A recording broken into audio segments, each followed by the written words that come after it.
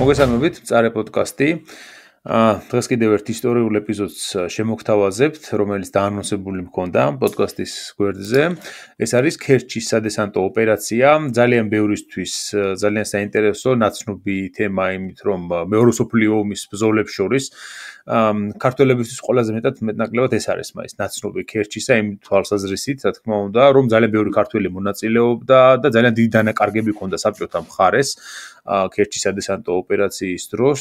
შესაბამისად, ჩვენთვის მეტნაკლებად ეს საინტერესო თემა არის და ეხმიანება ხოლმე ხშირ შემთხვევაში მეორე მსოფლიო ომზე რაც გვაინტერესებს ზოგადად იმ საკითხებს. მაგალითად, რამდენი ქართველი მონაწილეობდა, რამდენი დაიღუპა საერთო ჯამში, რომელ ფრონტზე და რა ადგილებს იბრძოდნენ ქართველები, გერმანელები აღმოსავლეთ ფრონტზე და განსაკუთრებით კავკასიაში, რამდენად ღრმად იყვნენ შემოსულები და მოკლედ ვთქვათ, ეს ნაწილი მეორე მსოფლიო ომისა უფრო საქართველოსთვის არის ხოლმე საინტერესო.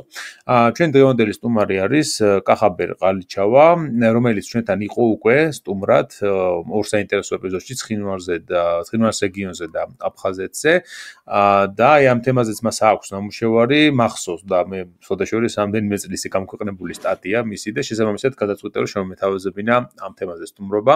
მოგესალმები კახა, მიხარია რომ მოხვედი ისევ მწარე პოდკასტში. მოგესალმები ნიკა, მივესალმები მსმენელს.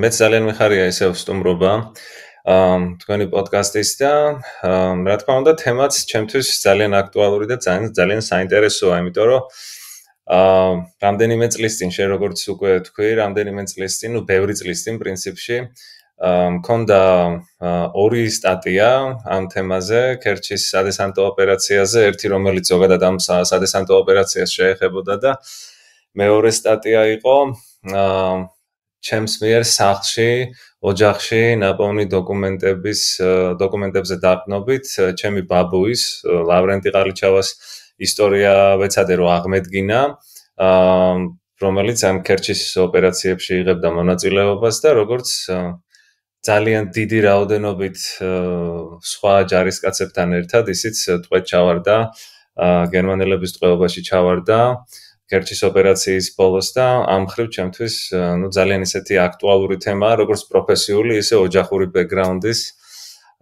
ასე ვთქვათ, თვალსაზრისით.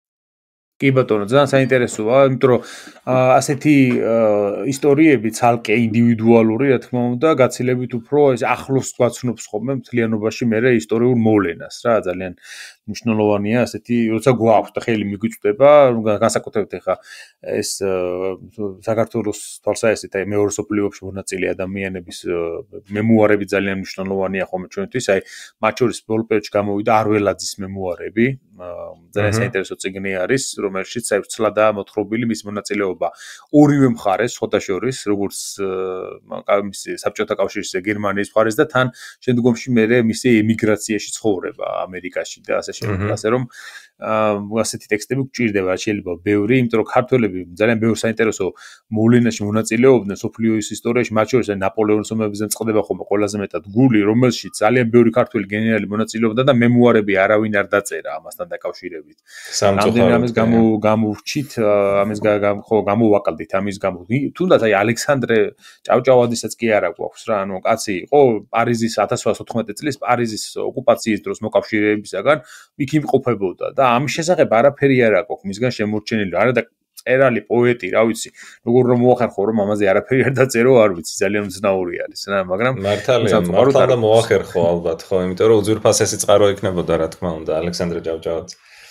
ხო, რა ვიცი, შეიძლება არსებობდა კიდეც რამე და განადგურდა, აი არ ვიცი რა, იმიტომ რომ ესეც შეიძლება, კი. ან რუსეთშია შეიძლება სადმე, მაგრამ მე არ შემხედრია არც იქითა მხრიდან არა და რუსები ხა ნაპოლეონის ომებით საკმაოდ დაინტერესებულები არიან და არ ამგონი გამოეტოვებინათ ეგ ამბავი რა, თუ იქნებოდა ხელმისაწვდომი რა, მემუარებს აქვეყნებენ ხოლმე, არის ჩვენიერი პროექტი 1812 მუზეუმ საიდის ისა და შეიძლებოდა რა მოკლედ. კარგი, მოკლედ დაუბრუნდეთ ჩვენ მეორე მსოფლიო ომს და მოდი პირველ რიგში გამსაზღვროთ რა პერიოდი არის, აი ეს როცა ქერჩის ოპერაცია ხდება, ეს არის 1951 წლის 26 დეკემბრიდან 1952 წლის 20 მაისამდე პერიოდი. და რას გულისხმობ, ანუ ამ პერიოდში ვის ხელშია ინიციატივა, რა ინტერესები და გეგმები აქვს როგორც ერთ ისე მეორე მხარეს და ანუ თლიანობაში ამ ოპერაციით რის მიღწევის იმედი ჰქონდა ამ შემთხვევაში თუნდაც ან გერმანიას ან საბჭოთა კავშირს. კი ბატონო, დავიწყოთ. ნუ დასაწყისი, რა თქმა უნდა, ეს დასაწყისია, ასე ვთქვათ, მეორე მსოფლიო ომის პირველი ეტაპია, შეგვიძლია ვთქვათ და ნუ მოდი მე მოვხაზავ კონტექსტს, რომ ზოგადად, ასე ვთქვათ, მსმენელისთვის იყოს გასაგები, რა სიტუაციაში ხდება ამ შემთხვევაში, რა საომარ ვითარებაში ხდება ეს სამხედრო ოპერაცია. ნუ ყველაფერი იწყება ისევ და ისევ ნაცისტური გერმანიის ერთ-ერთი ყველაზე ცნობილი სამხედრო ოპერაციით, რომელსაც ქვია ბარბაროსა და რომელიც წარმოადგენს ჰიტლერის გეგმას საბჭოთა კავშირის, ასე ვთქვათ, დასაპყრობად, ხო? ნუ ეს გეგმა ახლა პოლიტიკურად რომ მოვხაზოთ, ეს გეგმა ეფუძნებოდა ჰიტლერის, ასე ვთქვათ, გერმანულად Lebensraum ქვია ამ იდეას. ინგლისურად living space ეძახიან და ნუ ქართულად შეგვიძლია გადმოვთარგმნოთ როგორც განსახლების არეალი, ესე იგი რუსეთის ტერიტორია, სტრატეგიულ სასიცოცხლო სივრცეა, ხო?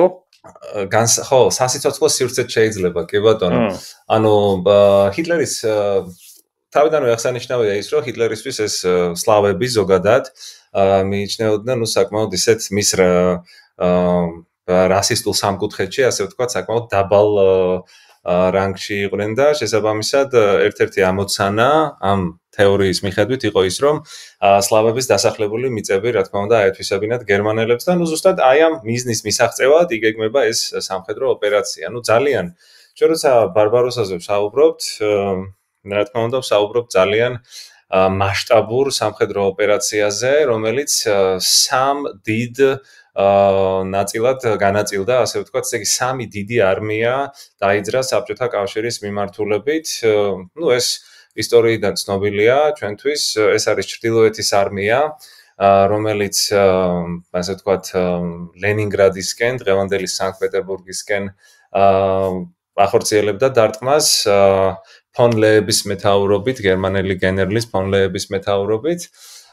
ცენტრის არმია, რომელსაც გენერალი ფონ ბოკი მეთაურობს და ბელარუსის გავლით მოსკოვზე არის დამიზნებული, ასე ვთქვათ, ეს შეტევა.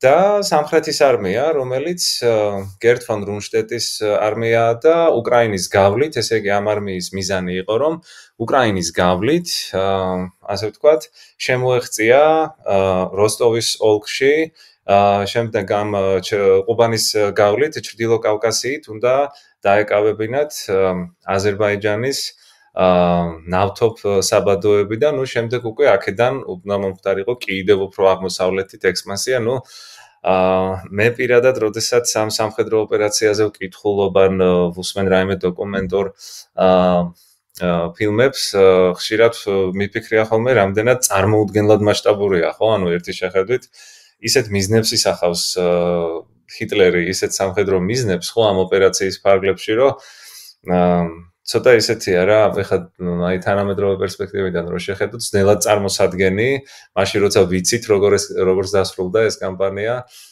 პრაქტიკულად წარმოუდგენელია ეს ამბიცია, რაც ჰქონდა, ასე ვთქვათ, გერმანულ ვერმახტს, რომ რა ტრიუმფისთვისაც, ასე ვთქვათ, უნდა მიეღწიათ ამ ოპერაციით. და მოკლედ დავუბრუნდეთ ახლა ამ სამხრეთის არმიას, ესე იგი ნუ ვიცით ისტორიიდან, რომ ბარბაროსა იწყება, ეს ოპერაცია იწყება 1951 წლის 22 ივნისს, როდესაც ვერმახტი თავს ესხმის საბჭოთა კავშირს და საბჭოთა კავშირისთვის ეს არის დიდი სამამულო ომი. და გამოვიდა ისე, რომ სტალინი, რომელიც, ნუ ისტორიიდან უკვე დღეს ნამდვილად კარგად ვიცით, რომ სტალინის სტრატეგიულ გეგმასაც წარმოადგენდა ომი, რა თქმა უნდა, ხო, მასშტაბური ომი და ამ შემთხვევაში ის ჰიტლერისგან, ასე ვთქვათ, დიდად არ განსხვავდებოდა მისი სამხედრო, ასე ვთქვათ, მიზნებით და სტრატეგიული სამხედრო მიზნებით და ამოცანებით. მაგრამ მოხდა ისე, რომ ჰიტლერმა ასე ვთქვათ, დაასწრო სტალინს და თავს დაესხა საბჭოთა კავშირს და დაიწყო საბჭოთა კავშირისთვის ეს უდიდესი სამამულო ომი 1951 წლის ივნისის ბოლოს და სექტემბრის შუა პერიოდში, 1951 წლის სექტემბრის შუა პერიოდში ეს სამხრეთის ჯარის ნაწილები, რომელიც გერტ ფონ რუნშტეტის მეთაურობით მოდიან უკრაინის მხარეს, ჯერ კიევის და შემდეგ უფრო სამხრეთით ოდესის მიმართულებაზე ახორციელებენ შეტევას და ზუსტად აი ესეთი ამ მიმართულებით, ესე იგი კიევის და ოდესის მიმართულებით აგრძელებენ სამხრეთით მოძრაობას ყირიმის ნახევარკუნძულისკენ. მაგრამ სანამ ამ აღწერაზე გადავალთ უშუალოდ ხო სამხედრო მოქმედებების აღწერაზე, ძალიან მნიშვნელოვანია განსაზღვროთ თავიდანვე რატომ ყირიმი? რა მნიშვნელობა აქვს ყირიმის ნახევარკუნძულს გერმანელებისთვის? თავიდანვე უნდა აღინიშნოს ის, რომ ეკონომიკური თვალსაზრისით ყირიმს არ ჰქონდა გერმანელებისთვის ესე ვთქვათ კრიტიკული ეკონომიკური მნიშვნელობა, ხო? მაგრამ სტრატეგიული თვალსაზრისით იყო ეს ნახევარკუნძული ძალიან მნიშვნელოვანი და რატო? ერთის მხრივ იმიტომ, რომ სევასტოპოლში იყო განთავსებული საბჭოთა საზღვაო ფლოტი, ფაქტობრივად მთელი შავი ზღვის კონტროლს ახორციელებდა, ასე ვთქვათ, სტალინი ამ ფლოტის საშუალებით. და მეორეს მხრივ ის იყო, რომ ყირიმის საბჭოთა საავიაციო ბაზებიდან სტალინის ავიაციის მოქმედების არეალში ექცეოდა რუმინეთში მდებარე ასეთი პლოეშტის ნავთობსაბადოები. იმედია სწორად გამოვთქვამ ამ ასე ვთქვათ გეოგრაფიულ ტოპონიმს პლოეშტი რუმინულად. და ხო, ესე იგი, როგორც ვიცით, რა თქმა უნდა, რუმინეთი ამ შემთხვევაში ნაცისტური გერმანიის გავლენის ქვეშ არის და გერმანიისთვის კრიტიკულად მნიშვნელოვანია, რომ საბჭოთა კავშირის ფლოტიდან არ ხდებოდეს პლოეშტის ნავთობსაბადოებზე კონტროლი, ხო? ესე იგი, თვითონ ჰიტლერი ყირიმს მოიხსენიებდა როგორც საბჭოთა ავიამზიდს. ანუ აი ესეთი სტრატეგიულ მნიშვნელობას ანიჭებდა ჰიტლერი ყირიმს. ყირიმი ჰიტლერისთვის იყო საბჭოთა ავიამზიდი, რომელიც ასე ვთქვათ ემუქრებოდა რუმინეთში გერმანელების ინტერესებს ნავთობსაბადოებთან დაკავშირებით და რა თქმა უნდა ეს ფლოტი აკონტროლებდა მთელ შავი ზღვის ასე ვთქვათ არეალს სტალინის ფლოტი. ესე იგი ყირიმის დაკავების შემთხვევაში რა ხდება გეოგრაფიული თვალსაზრისით, ანუ რა შანსები ეხსნება სამხრეთის არმიას იმ შემთხვევაში თუ ყირიმს დაიკავებს, აი ამ თავისი სტრატეგიული ბიზნესის განხორციელებისთვის, რასაც წარმოადგენს, ესე იგი, ეს ხო ვთქვით, რომ ამ რუმინული ნავთობსაბადოების გადარჩენა ერთის მხრივ, ხო? და მეორეს მხრივ აი ბაქოსკენ, აი ამ სამხრეთ კავკასიის ნავთობის წყაროებისკენ რა შანსები ეხსნება ამ წყაროების დაკავების. გერმანელებს, ესე იგი, თუ ისინი ყირიმს დაიკავებდნენ, სამხრეთ კავკასიისკენ მიმავალი გზა ეხსნებოდათ აი ამ ყუბანის ველის გავლით.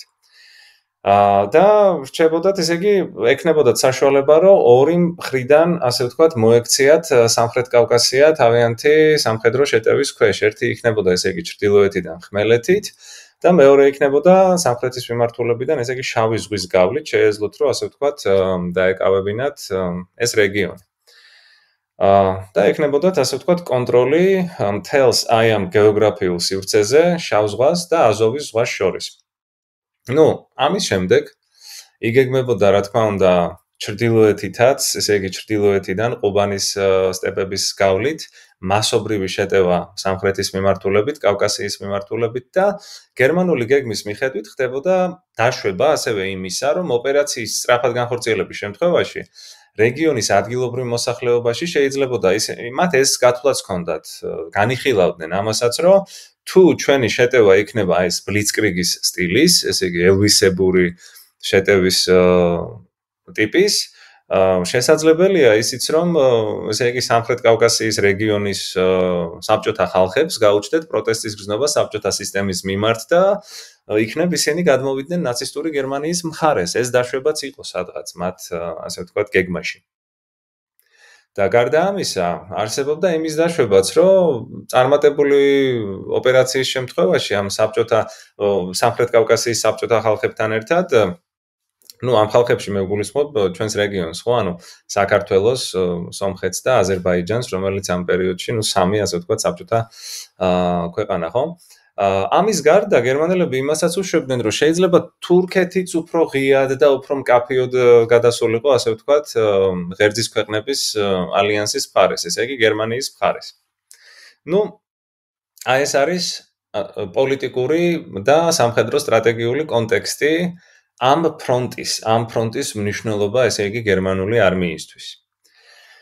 და საინტერესო არის ის, რომ გერტ ფონ რუნშტეტი ამ მისიას, ესე იგი აი ამ ძალიან რთულ მისიას, ჩემი აზრით, მისიის განხორციელებას აკისრებს აი ამ სამხრეთის არმიის უკიდურეს სამხრეთ ნაწილს, ესე იგი ეს იყო მე-11 ვერმახტის მე-11 არმიას და 12 სექტემბერს 1941 წლის 12 სექტემბერს აი ამ მე-11 არმიის მეთაურად ინიშნება ერიხ ფონ მანშტაინი.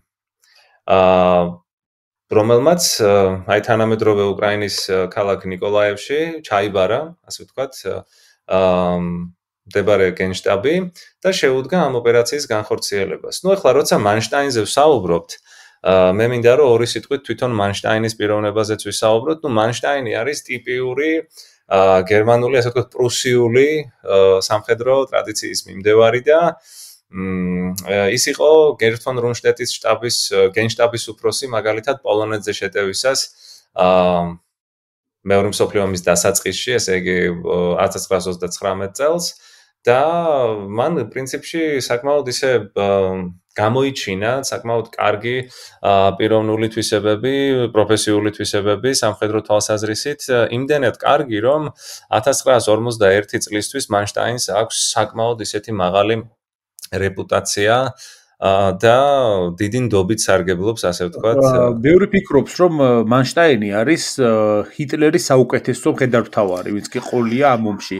რომელი რა თქმა უნდა ძალიან მაგარი იყო, მაგრამ რომელს უფრო აფრიკის ფრონტზე იყო მაინც და აი თუნდაც აღმოსავლეთ ფრონტზე, თუნდაც იგივე დასავლეთში ბრიტანელებისა და ამერიკელების წინააღმდეგ ფიქრობენ, რომ მანშტაინი ყველაზე ძლიერი სტრატეგი იყო მათ შორის. ძალიან ძლიერი სტრატეგია იყო მანშტაინი, კი ბატონო, შეიძლება ითქვას, რომ ესე თამამად თუ არ ვიტყვით, რომ საუკეთესო იყო, შეგვიძლია დანამდვილებით ვთქვათ, რომ ერთ-ერთი საუკეთესო ნამდვილად არის და აი ეხლა დღეს, როდესაც ამ ამბავს გავშლით, ესე იგი აი ამ სამხედრო მოქმედებას გავშლით, მე ვეცდები, რომ ასე ვთქვათ, ხაზი გავუსვა მკაფიოდ მის, ასე ვთქვათ, პრაგმატულ და სწორ, ასე ვთქვათ, სტრატეგიულ და ტაქტიკურ სვლებს, რაც მას ჰქონდა ამ ოპერაციის მანძილზე და რაც დაგვარწმუნებს კიდევ ერთხელ იმაში, რომ ის ნამდვილად კარგი, ასე ვთქვათ, სტრატეგი იყო. ესე იგი, როგორ ხდება განლაგება ამ არმიის, ხო? ორი ქვეითი დივიზიისგან შემდგარი მე-11 არმიის 29 კორპუსი და 59 მოტორიზებული ორი სამთო დივიზიებისგან შემდგარი კორპუსები, ესე იგი, უნდა დაძრულიყო აღმოსავლეთ უკრაინული ზაპოროჟიე მელიტოპოლის მიმართულებით. აი ამ კონტექსტში, რომელიც უკვე ვახსენე, ესე იგი, როდესაც აი ამ კიევიდან ოდესისკენ მიმავალი ფრონტი გვაქვს, ესე იგი, შეტევა გვაქვს ამ ფრონტზე და იგეგმება აი ამ შეტევის ფარგლებში, აი ამ 29 და 59 მოტორიზებული დივიზიების მოძრაობა ზაპოროჟიე მელიტოპოლის მიმართულებით. და ყირიმის მიმართულებით უნდა დაძრულიყო მე-11 არმიის ორი ქვეითი დივიზიისგან შემდგარი 54 კორპუსი. ესე იგი, ამ მიმართულებას, რომელზეც ეს 54 კორპუსი მოძრაობდა, ქვია პერეკოპ ისთმუსის მიმართულება. აი, სულ 2 წუთში მექნება საუბარი ყირიმის გეოგრაფიაზე და ცოტა უფრო ცხადი გახდება, რას ნიშნავს ეს პერეკოპ ისთმუსის მიმართულება და საერთოდ სად იყო ეს მიმართულება. ამას ემატებოდა, ესე იგი, აი ამ შეტევის ფარგლებში მე-11 არმიის აი ამ კორპუსებს ემატებოდა რუმინული მესამე არმიაც, რომელიც ამ პერიოდში, ამ შეტევაში და ამ კონტექსტში გერმანული არმიის შემადგენლობაში, ასე ვთქვათ, იბრძვის. ეხლა ნამდვილად გადაჭარბებული იქნება იმის თქმა, რომ ამ რუმინულმა მესამე არმიამ, ასე ვთქვათ, რაღაც კოლოსალური წვლილი შეიტანა ამ სამხედრო ოპერაციაში, მაგრამ შედიოდა ამ არმიის შემადგენლობაში და ამიტომ მნიშვნელოვანია, რომ აღვნიშნოთ, რომ ისინიც იბრძოდნენ ამ მიმართულებით. მოკლედ, მანშტაინი ხვდება რას? მანშტაინი ხვდება იმას, აი ნახეთ პირველი ჭკვიანური, ასე ვთქვათ, პრაგმატული სამხედრო გადაწყვეტილება, რასაც მანშტაინი იღებს. ესე იგი, მანშტაინის წინაშე არის ორი ამოცანა. ერთი ამოცანა არის ის, რომ პირდაპირ როსტოვის გავლით დაარტყას და ხმელეთის მიმართულებით, აი ყუბანის ველების მიმართულებით შეუტიოს და მეორე მიმართულება არის უშუალოდ უფრო სამხრეთით ყირიმის მიმართულებით წავიდეს. ნუ ახლა ძალიან ამბიციურები იყვნენ, ასე ვთქვათ, ნაცისტური გერმანიის სამხედრო ასე ვთქვათ ხელმძღვანელობა და თავიდან არსებობდა გეგმა, რომ მოდი ორივე მიმართულებაზე წავიდეთ, იმის სადემონსტრაციოდ თუ რამდენად კოლოსალურად ძლიერია, ასე ვთქვათ, ვერმახტი და როგორ შეუძლია, რომ ორივე მიმართულებაზე წარმატებით გაართვას თავი, მაგრამ ადგილზე დანიშნული მანშტაინი აკვირდება სიტუაციას და ხვდება, რომ ორივე მიმართულებაზე დარტყმა პრინციპში შეიძლება არ გამოვიდეს წარმატებული, ამიტომ მან აირჩია ერთი მიმართულება, სამხრეთი მიმართულება, ესე იგი ყირიმის მიმართულება, ის ფოკუსირდა ამ მიმართულებაზე და მისთვის ასე ვთქვათ პრიორიტეტი იყო ზუსტად სევასტოპოლის ფლოტის, ასე ვთქვათ, სევასტოპოლის დაკავება და რუსული ფლოტის განეიტრალება ამ მიმართ. ნუ რა თქმა უნდა, ეს ძალიან ამბიციური ამოცანაა, ხო, მაგრამ მანშტაინის, ასე ვთქვათ, პრაგმატიზმი ჩანს ზუსტად იმაში, რომ მან, ასე ვთქვათ, არ გადაჭიმა ეს ფრონტი ჩრდილოეთ სამხრეთის მიმართულებით და კონკრეტულად სამხრეთის მიმართულებაზე მოახდინა ფოკუსირება. და ახლა გადავიდეთ ყირიმის გეოგრაფიაზე. ესე იგი, ხო, როგორც ვთქვით, სამხრეთის მიმართულებით უნდა იმოძრაოს გერმანულმა ჯარმა, რაც ნიშნავს იმას, რომ უკრაინის ტერიტორიის, ესე იგი, დაკავების შემდეგ ყირიმის ნახევარკუნძულზე უნდა გადავიდნენ. როგორ გადადიან ყირიმის ნახევარკუნძულზე? ყირიმზე გადასასვლელად არსებობდა ორი გზა. ერთი იყო ორი სახმელეთო გზა, ესე იგი, ერთი დასავლეთით, ერთ გზას ეწოდება პერეკოპ-ისთმუსის ყელი, ანუ სახმელეთო გზა არის ჩვეულებრივი, რომელიც აი რუკაზეც ძალიან ადვილად გაირჩევა და მეორე გზა არის აი ამ პერეკოპ-ისთმუსიდან ოდნავ აღმოსავლეთის მიმართულებით, ეს არის რკინი გზა, რომელიც მოუყვება ჩონგარის ნახევარკუნძულს. ეს ოღონდ ძალიან ვიწრო მონაკვეთია ეს ჩონგარის ნახევარკუნძული და აი ამ ორი გზით, ესე იგი, შესაძლებელია, რომ ვერმახტის არმია ხმელეთით შემოვიდეს ყირიმის ნახევარკუნძულზე. ნუ თვითონ ყირიმის ნახევარკუნძული, როგორც ასეთი, ხო, არის ძალიან ესე სტეპიანი არეალი იყო იმ პერიოდში, სტეპი იყო ძირითადად, რომელიც, ესე იგი, ეს სტეპები შემდეგ გრძელდება სამხრეთით გავდივართ სამხრეთ-დასავლეთით სევასტოპოლის მიმართულებით. გარდა ამისა, სევასტოპოლის გარდა მნიშვნელოვანია დასავლეთით ევპატორიის პორტი, სამხრეთით იალტა, როგორც ვიცით, ნუ ეს ახლა მე ძალიან ისეთ basic გეოგრაფიულ აღწერას ვაკეთებ ყირიმის და შემდეგ ცოტა აღმოსავლეთით უკვე ფეოდოსიის პორტი.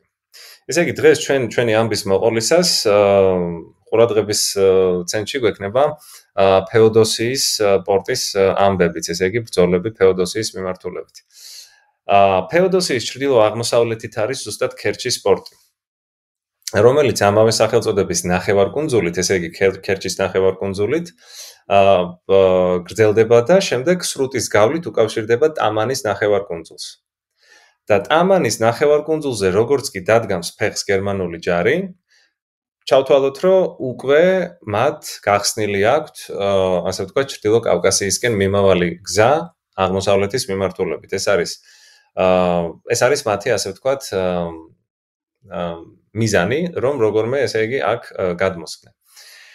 ხო, მანშტაინი რას აკეთებს? მანშტაინმა გადაწყვიტა, აი ზემოთ ხო ვთქვი, რომ პერეკოპ-ისთმუსის და აქეთ ჩონგარის ნახევარკუნძულია, ხო, ორი მთავარი გზა, რაც შემოდის ყირიმზე. მანშტაინმა გადაწყვიტა, რომ აერჩია პერეკოპის ყელზე შეტევა.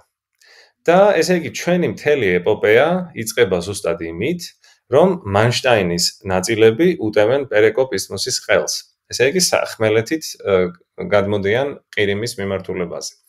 ასე იწყება გერმანელთა შეტევა ყირიმის ნახევარკუნძულის მიმართულებით და საბოლოოდ, აი როგორ სრულდება, ახლა აი თავიდან ძალიან ზოგადად მოვხაზავ და მერე ჩავშლი უფრო დეტალურად.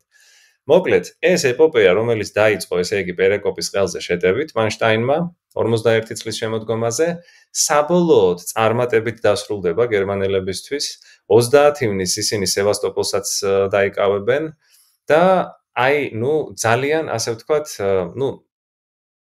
ძალიან დიდი მარცხი იყო ეს, ასე ვთქვათ, წითელი არმიის ეს სამხედრო ოპერაცია. და ეხლა მოდი ცოტა ციფრებშიც წავიდეთ და ვთქვათ, ანუ როდესაც მარცხზე ვსაუბრობთ, აი რა მასშტაბის მარცხზეა საუბარი. მიიჩნევა, რომ ასე ვთქვათ, პროპორციულად რო ავიღოთ დანაკარგები, ხო? ამ სამხედრო ოპერაციაში საბჭოთა კავშირის და გერმანიის დანაკარგები, რომ უпростоრად გერმანია საბჭოთა კავშირის დანაკარგები რო ავიღოთ, ესე იგი პროპორციულად შესაბამისად იქნება 1:40-თან. და 40 ამ შემთხვევაში მოდის საბჭოთა კავშირის დანაკარგებზე. განადგურდა საბჭოთა 44, 47, 51 არმიები. თლიანი დანაკარგი მიიჩნევა, რომ 300,000 ადამიანამდე დაიღუპა, ასე ვთქვათ, ამ ბრძოლებში. და ამ 300,000-დან 170,000-მდე ტყვედ ჩავარდა. ეს, არ ვიცი, ხა მე თავადაც არ ვარ, ასე ვთქვათ, სამხედრო ისტორიის სპეციალისტი და არც არის ჩემი აზრით საჭირო, რომ ადამიანი სამხედრო ისტორიის განსაკუთრებით ისეთი კომპეტენტური მკვლევარი იყოს, რომ მიხვდეს, რომ როდესაც 300,000 ადამიანიდან 170,000-მდე ტყვედ ვარდება, ესე იგი რაღაცა ძალიან ცუდად მიდის არმიისთვის და გვაქვს რაღაცა ესეთი საქმე გვაქვს რაღაც სერიოზულ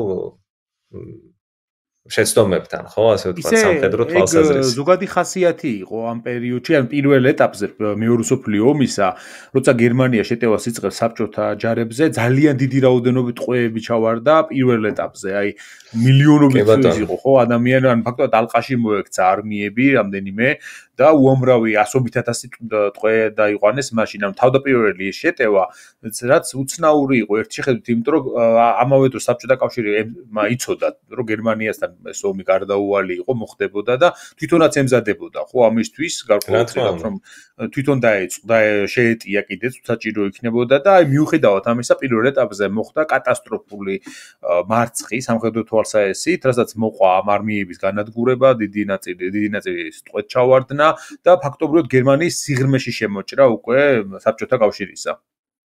კი ბატონო, ეს ასე იყო და ამას ჰქონდა ასე ვთქვათ თავისი მიზეზებიც და ეხლა დღეისთვის უკვე მეორე მსოფლიო ომის კვლევის თვალსაზრისით უკვე უფრო და უფრო ფართოდ იყიდებს ფეხს ეს შეხედულება და ვიცით ხო უკვე მეორე მსოფლიო ომის ისტორიიდან ის რომ სტალინის სამხედრო სტრატეგიის ერთ-ერთი მთავარი ხაზი იყო ეს რომ ის დიდად არ უფრთხილდებოდა ასე ვთქვათ ციფრებს ამ შემთხვევაში და დანაკარგებს არმიის და აი ზუსტად ქერჩის ოპერაცია ამას გვაჩვენებს ჩვენ ის შეცდომები, რომელზეც მე მექნება საუბარი, აჩვენებს, რომ ნამდვილად იყო მისი სტრატეგიის ნაწილი ის, რომ ასე ვთქვათ,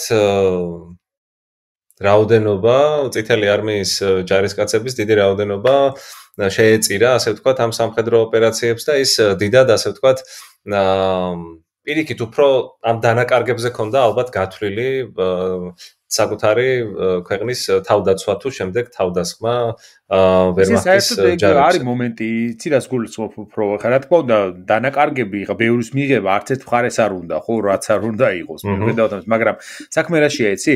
აქ ხარისხზეც არის საუბარი, თუნდაც იგივე. მეორეც ის, რომ ამის ფუფუნება ქონდა გარკვეულწილად, იმიტომ რომ მას აქვს დიდი რესურსი. რაოდენობა აქვს. ადამიანური რესურსი ძალიან დიდი აქვს, არა მარტო ადამიანური, ტექნიკურადაც საბჭოთა ჯარებს გაცილებით, ხა ეს თითქოს ისე გამოყვანილი, რომ გერმანიას ყველაფერი კარგად აქვს მოწესრიგებული, ყველაფერი უამრავი აქვს და უკეთესი აქვს, ვიდრე სხვებს, მაგრამ ასე არ იყო სინამდვილეში. უბრალოდ გერმანელებმა ძალიან ძლიერი პრუსიული სკოლის წყალობით ძალიან კარგი ოფიცერთა კორპუსი ყავდათ, რომელმაც მაგრად იმუშავა გარკვეულწილად თავდაპირველად აი გერმანიის ფრონტზე. უბრალოდ მე რესურსები აღარ იყო ამ ყველაფერს და თანაც ჰიტლერი გარკვეულწილად უშვებდა შეცდომებს. აი ეს პოლიტიკური ხელმძღვანელობის ჩარევა ხშირად სამხედრო საქმეებში იწევდა ხოლმე ძალიან დიდ შეცდომების დაშვებას, რაც მე საბოლოო ჯამში ძალიან ძვირი უჯდებოდა ხოლმე, როგორც საბჭოთა კავშირს, ისე გერმანიას და ისე სხვა სახელმწიფოებსაც, იმიტომ რომ სამხედრომ იცის თავისი საქმე ხა.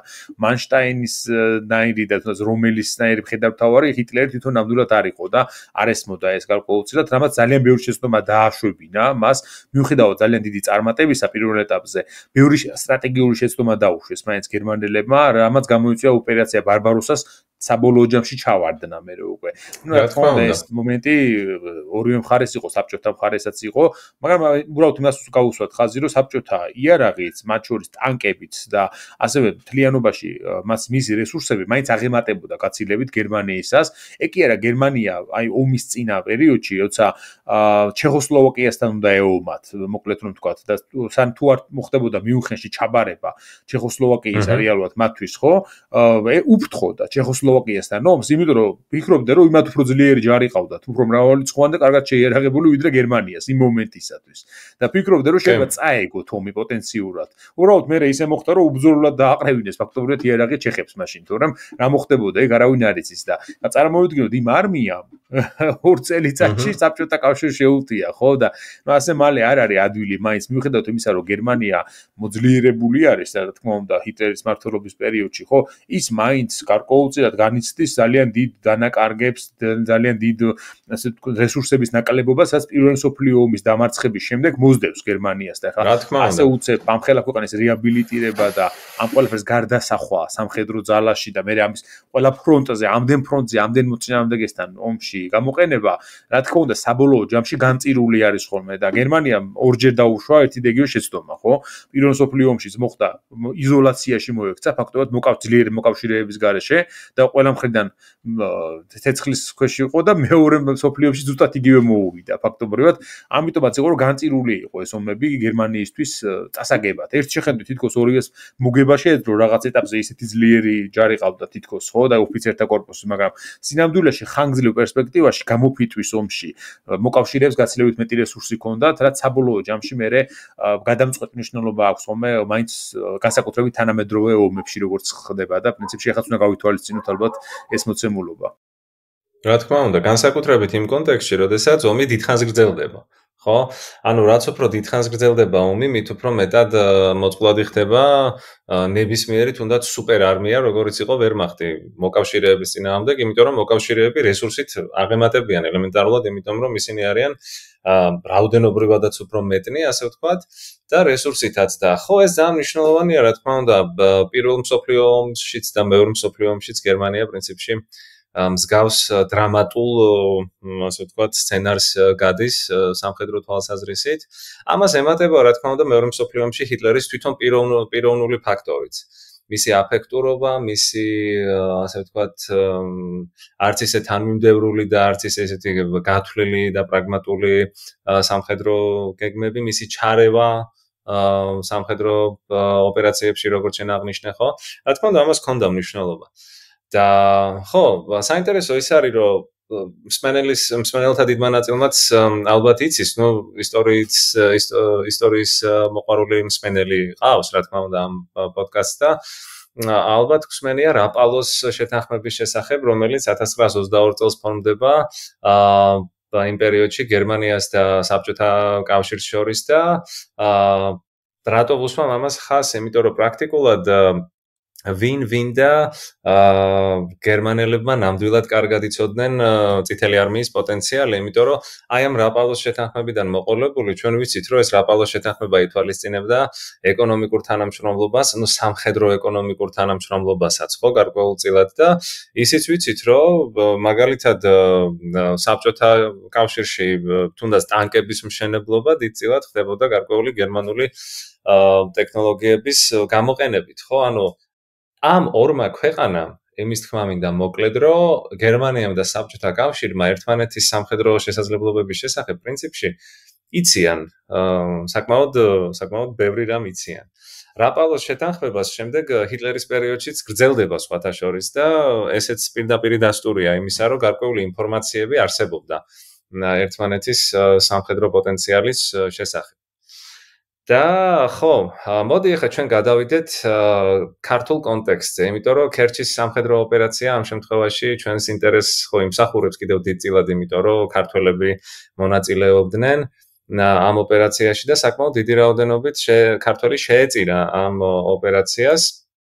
ну, მიიჩნევა ასეთი ციფრი 120,000 ეთნიკურად ქართველი შეეწირა, ესე იგი, ამ ბრძოლებს მაისის თვეში, 42 წლის მაისის თვეში და ამბობენ, ну, მკვლევრების თქმით, 10 დღიანი ბრძოლის პერიოდში, ესე იგი, ეს მაისია, 42 წლის მაისი, აი 10 დღიანი ბრძოლის პერიოდში დაიღუპა ამდენი ქართველიო. ну, ეხლა საინტერესო რა არის? ჩვენ მივალთ აქამდე, ესე იგი, რა კონტექსტში, როგორ ხდება ამ მსხვერპლის გაღება, ასე ვთქვათ, როგორ კონტექსტში იღუპებიან ეს ჯარისკაცები და რა ფაქტორები განაპირობებს ასეთ დიდ მსხვერპლს, ესეც საინტერესოა.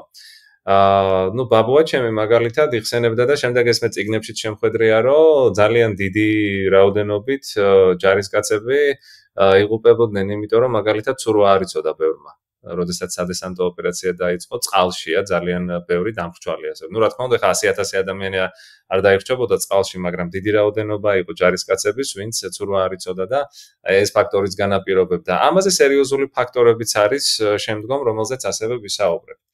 მოკლედ, ეს ხალხი, ეს 120,000 ქართველი შეეწირა, ასე ვთქვათ, ამ ბრძოლას, ქერჩის ბრძოლებს და ისინი, ну, დაიღუპნენ, ტყვედ ჩავარდნენ, რადგან გერმანიის შემოტევა იყო ძალიან სწრაფი, პრინციპში გერმანიის შეტევა ამ კონტექსტში და ასეთი რეალობა იყო წითელი არმიის, ну, საბჭოთა არმიის რიგებში და ხელმძღვანელობაში. იმდენად სწრაფად დაიწყო ოპერაცია ბარბაროსა და იმდენად სწრაფად მოუწია სტალინს მობილიზება, ასე ვთქვათ, მთელი აი ამ სამხედრო პოტენციალის და ცოცხალი ძალის. რომ აი ამ პერიოდში, როდესაც ქერჩის ბრძოლები იწყება, ხო, უკვე გაზაფხულიდან, 42 წლის გაზაფხულიდან, არის ასეთი შეხედულება, რომ საქართველოში ომში გასაწვევად დარჩენილი იყო ამ პერიოდში უკვე შედარებით უფროსი თაობის სამხედრო, ну, ცოცხალი ძალა. როცა ვამბობ უფროს თაობას, გულისხმობ აი 30-45 წლის ასაკის, ასე ვთქვათ, ცოცხალ ძალას. და ამ ცოცხალი ძალიდან, ესე იგი, ხო, პროცენტულად დაახლოებით 30% შეეძლო რუსულად კომუნიკაცია, რუსული ბრძანებების მიღება და გაგება და განხორციელება და აი ზუსტად ეს იყო ერთ-ერთი მიზეზი იმისა, რატო გახდა და რატო დადგა საერთოდ დღის წესრიგში ნაციონალური ფორმირებების შექმნა. და ზუსტად ერთი ასეთი ქართული დივიზია, რომელიც აქ იბრძვის, ესე იგი ქერჩის ბრძოლებში, იყო 224 დივიზია, რომელიც ფაქტობრივად, ну, გამოუცდელი ოფიცრებით და გლეხებით იყო დაკომპლექტებული. შედარებით უფრო მაღალი პროფესიული დონით გამოირჩეოდა ანაპის 414 დივიზია, რომელზეც ასევე მექნება ქვემოთ საუბარი. და ესე იგი, ну, აი ესეთია კონტექსტი, ქართული კონტექსტი ამ ბრძოლების, ხო? ანუ სამხედრო მოქმედებები წარმოებდა, ესე იგი, სამხრეთ კავკასიის კენ მომავალ, ასე ვთქვათ, ფრონტზე და არ იყო გასაკვირი ის, რომ დადგა დრო, რომ ასე ვთქვათ, ცენტრის გადაწყვეტილებით მომხდარიყო მობილიზება ეთნიკურად ქართველი სამხედრო, ну, ცოცხალი ძალის, ხო? ასე რომ ეს არის კონტექსტი, ასე ვთქვათ, ქართველების მონაწილეობის ამ ბრძოლებში. და მიუხედავად, ესე იგი, ამ პრობლემების, რაც ჩვენ აღვნიშნეთ, ხო, უკვე, ჯარისკაცებს ჰქონდათ, ну, ისეთი საკმაოდ ამბიციური, წითელარმიელ ჯარისკაცებს საკმაოდ ამბიციური მისია ჰქონდათ, რომელიც მოიცავდა რას? ყირიმის დაკავებას, ყირიმის გათავისუფლებას გერმანული მე-11 არმიისგან და ესე იგი მანშტაინის არმიის დამარცხებას, რაც არ იყო პრინციპში ადვილი ამოცანა, ხო? და აი 41 წლის დეკემბერში, აი ეს 224 დივიზია ყირიმის ფრონტის რუსულ არმიასთან ერთად ქერჩი ფეოდოსიის სადესანტო ოპერაციაში ერთვება და გადადის ყირიმის ნახევარკუნძულზე. ბრძოლები მიმდინარეობს 42 წლის იანვრიდან 42 წლის მაისამდე, ესე იგი, ზუსტად აი ამ მონაკვეთზე. ესე იგი, მანშტაინის არმია შემოდის ყირიმზე და წითელი არმია აქედან მაქსიმალური მობილიზებით და მაქსიმალურ ფართობზე, ასე ვთქვათ, ცდილობს, რომ შეაკავოს გერმანული არმია, რაც ძალიან რთული ამოცანაა და მოდი გავარჩიოთ, რატომ იყო ეს ამოცანა ასეთი რთული. ну, ესე იგი, 41 წლის 26 სექტემბერს დაიწყო ეს ოპერაცია. ესე იგი მანშტაინი გადმოდის ჩრდილოეთ პერეკოპის ყელზე, ხო? ესე იგი სახმელეთო გზით ცდილობს რომ შემოვიდეს ყირიმის ნახევარკუნძულზე. და ესე იგი პირველი საბჭოთა არმია, რომელმაც უნდა შეაკავოს ეს შეტევა არის საბჭოთა 51 არმია. ამ არმიას უნდა დაეცვა პერეკოპის ყელი და უნდა შეეკავებინა გერმანული ნაწილები. თუმცა ოქტომბრისთვის, ესე იგი ოქტომბრის ბოლოსთვის გერმანელები ახერხებენ და გაარღვევენ, ასე ვთქვათ, 51 არმიის რიგებს და გააგრძელებენ, ასე ვთქვათ, ამ გარღვევას სევასტოპოლის მიმართულებით, ესე იგი ორი მიმართულებით მიდიან სამხრეთით სევასტოპოლისკენ და ოდნავ აღმოსავლეთით ქერჩ-ფეოდოსიის მიმართულებით. ამავე მონაკვეთში, ესე იგი ხდება ოდესის ნაწილების, საბჭოთა ნაწილების, რომლებიც ოდესის მიმართულებაზე დგანან, გადმოსროლა ყირიმის მიმართულებით, როდესაც ესე იგი ცხადი გახდა, რომ გერმანელებმა გაარღვიეს თავდაცვის ხაზი 51 არმიის, ხო? და შედეგად, 6 დღით, ესე იგი 26 ოქტომბრამდე მოხერხდა რაღაცნაირად შეჩერება ვერმახტის ნაწილების, მაგრამ ეს ასე ვთქვათ, დიდი ხნით ვერ შეძლეს შეკავება წითელარმიელებმა გერმანელების და საბოლოოდ ამ მიმართულებასაც ისინი გაარღვევენ. და ესე იგი გვაქვს ისეთი მოცემულობა, რომ ალყა, ესე იგი გერმანელების ალყა, გერმანული არმიის ალყა რომ თავიდან აიცილონ, საბჭოთა ზღვისპირეთის არმია იწყებს მოძრაობას სამხრეთისკენ. და 51 არმია იწყებს მოძრაობას ქერჩის მიმართულებით. ესე იგი სამხრეთით მოდის ერთი არმია და მეორე არმია აღმოსავლეთით. და ესე იგი დღევანდელი ქალაქი ასეთი კამენსკაია უკრაინაში, მაშინ ერქვა აკმონაი. და ეს შენაერთები, ეს საბჭოთა შენაერთები, რომელზეც საუბარი ქონდა, ესე იგი განლაგდებიან ამ ქალაქთან, კამენსკოესთან. ეს არის ყველაზე ვიწრო ყელი აზოვსა და შავ ზღვას შორის. და ამავე პერიოდში, ეს გერმანული ნაწილები, რომლებმაც გაარღვიეს, ხო, 51 არმიის ხაზები, ძალიან სწრაფი ტემპით ჩადიან სამხრეთით სევასტოპოლის მიმართულებით და პრინციპში ახერხებენ იმასაც, რომ ქალაქს შემოარტყამენ ალყას. ესე იგი, აქ ესეც საინტერესო მონაკვეთია, 30 ოქტომბრიდან 21 ნოემბრამდე, ხო, 51 წლის, ძალიან ესეთი მძიმე ბრძოლები მიდის ამ მონაკვეთზე და ამ ეტაპზე მანშტაინი ვერ ახერხებს, მანშტაინის არმიები ვერ ახერხებენ ასე ვთქვათ, აღებას სევასტოპოლის. ისინი ზაფხულში აიღებენ სევასტოპოლს, მაგრამ შემოდგომაზე ჯერ კიდევ ვერ ახერხებენ, ასე ვთქვათ, გადაადგილებას, სწრაფად გადაადგილებას სევასტოპოლის მიმართულებით და რატო? ერთ-ერთ რუკაზე ძალიან კარგად ჩანს სევასტოპოლი როგორ იყო გამაგრებული, ასე ვთქვათ, წითელი არმიის მიერ. დაახლოებით ესეთი 3 საფორტიფიკაციო ხაზი იყო, ასე ვთქვათ, გამაგრებული, როგორც ასე ვთქვათ, სევასტოპოლზე შეტევის შემაკავებელი ხაზები წითელი არმიის და პრინციპში ამ ხაზების გარღვევა ადვილი ამოცანა არ იყო.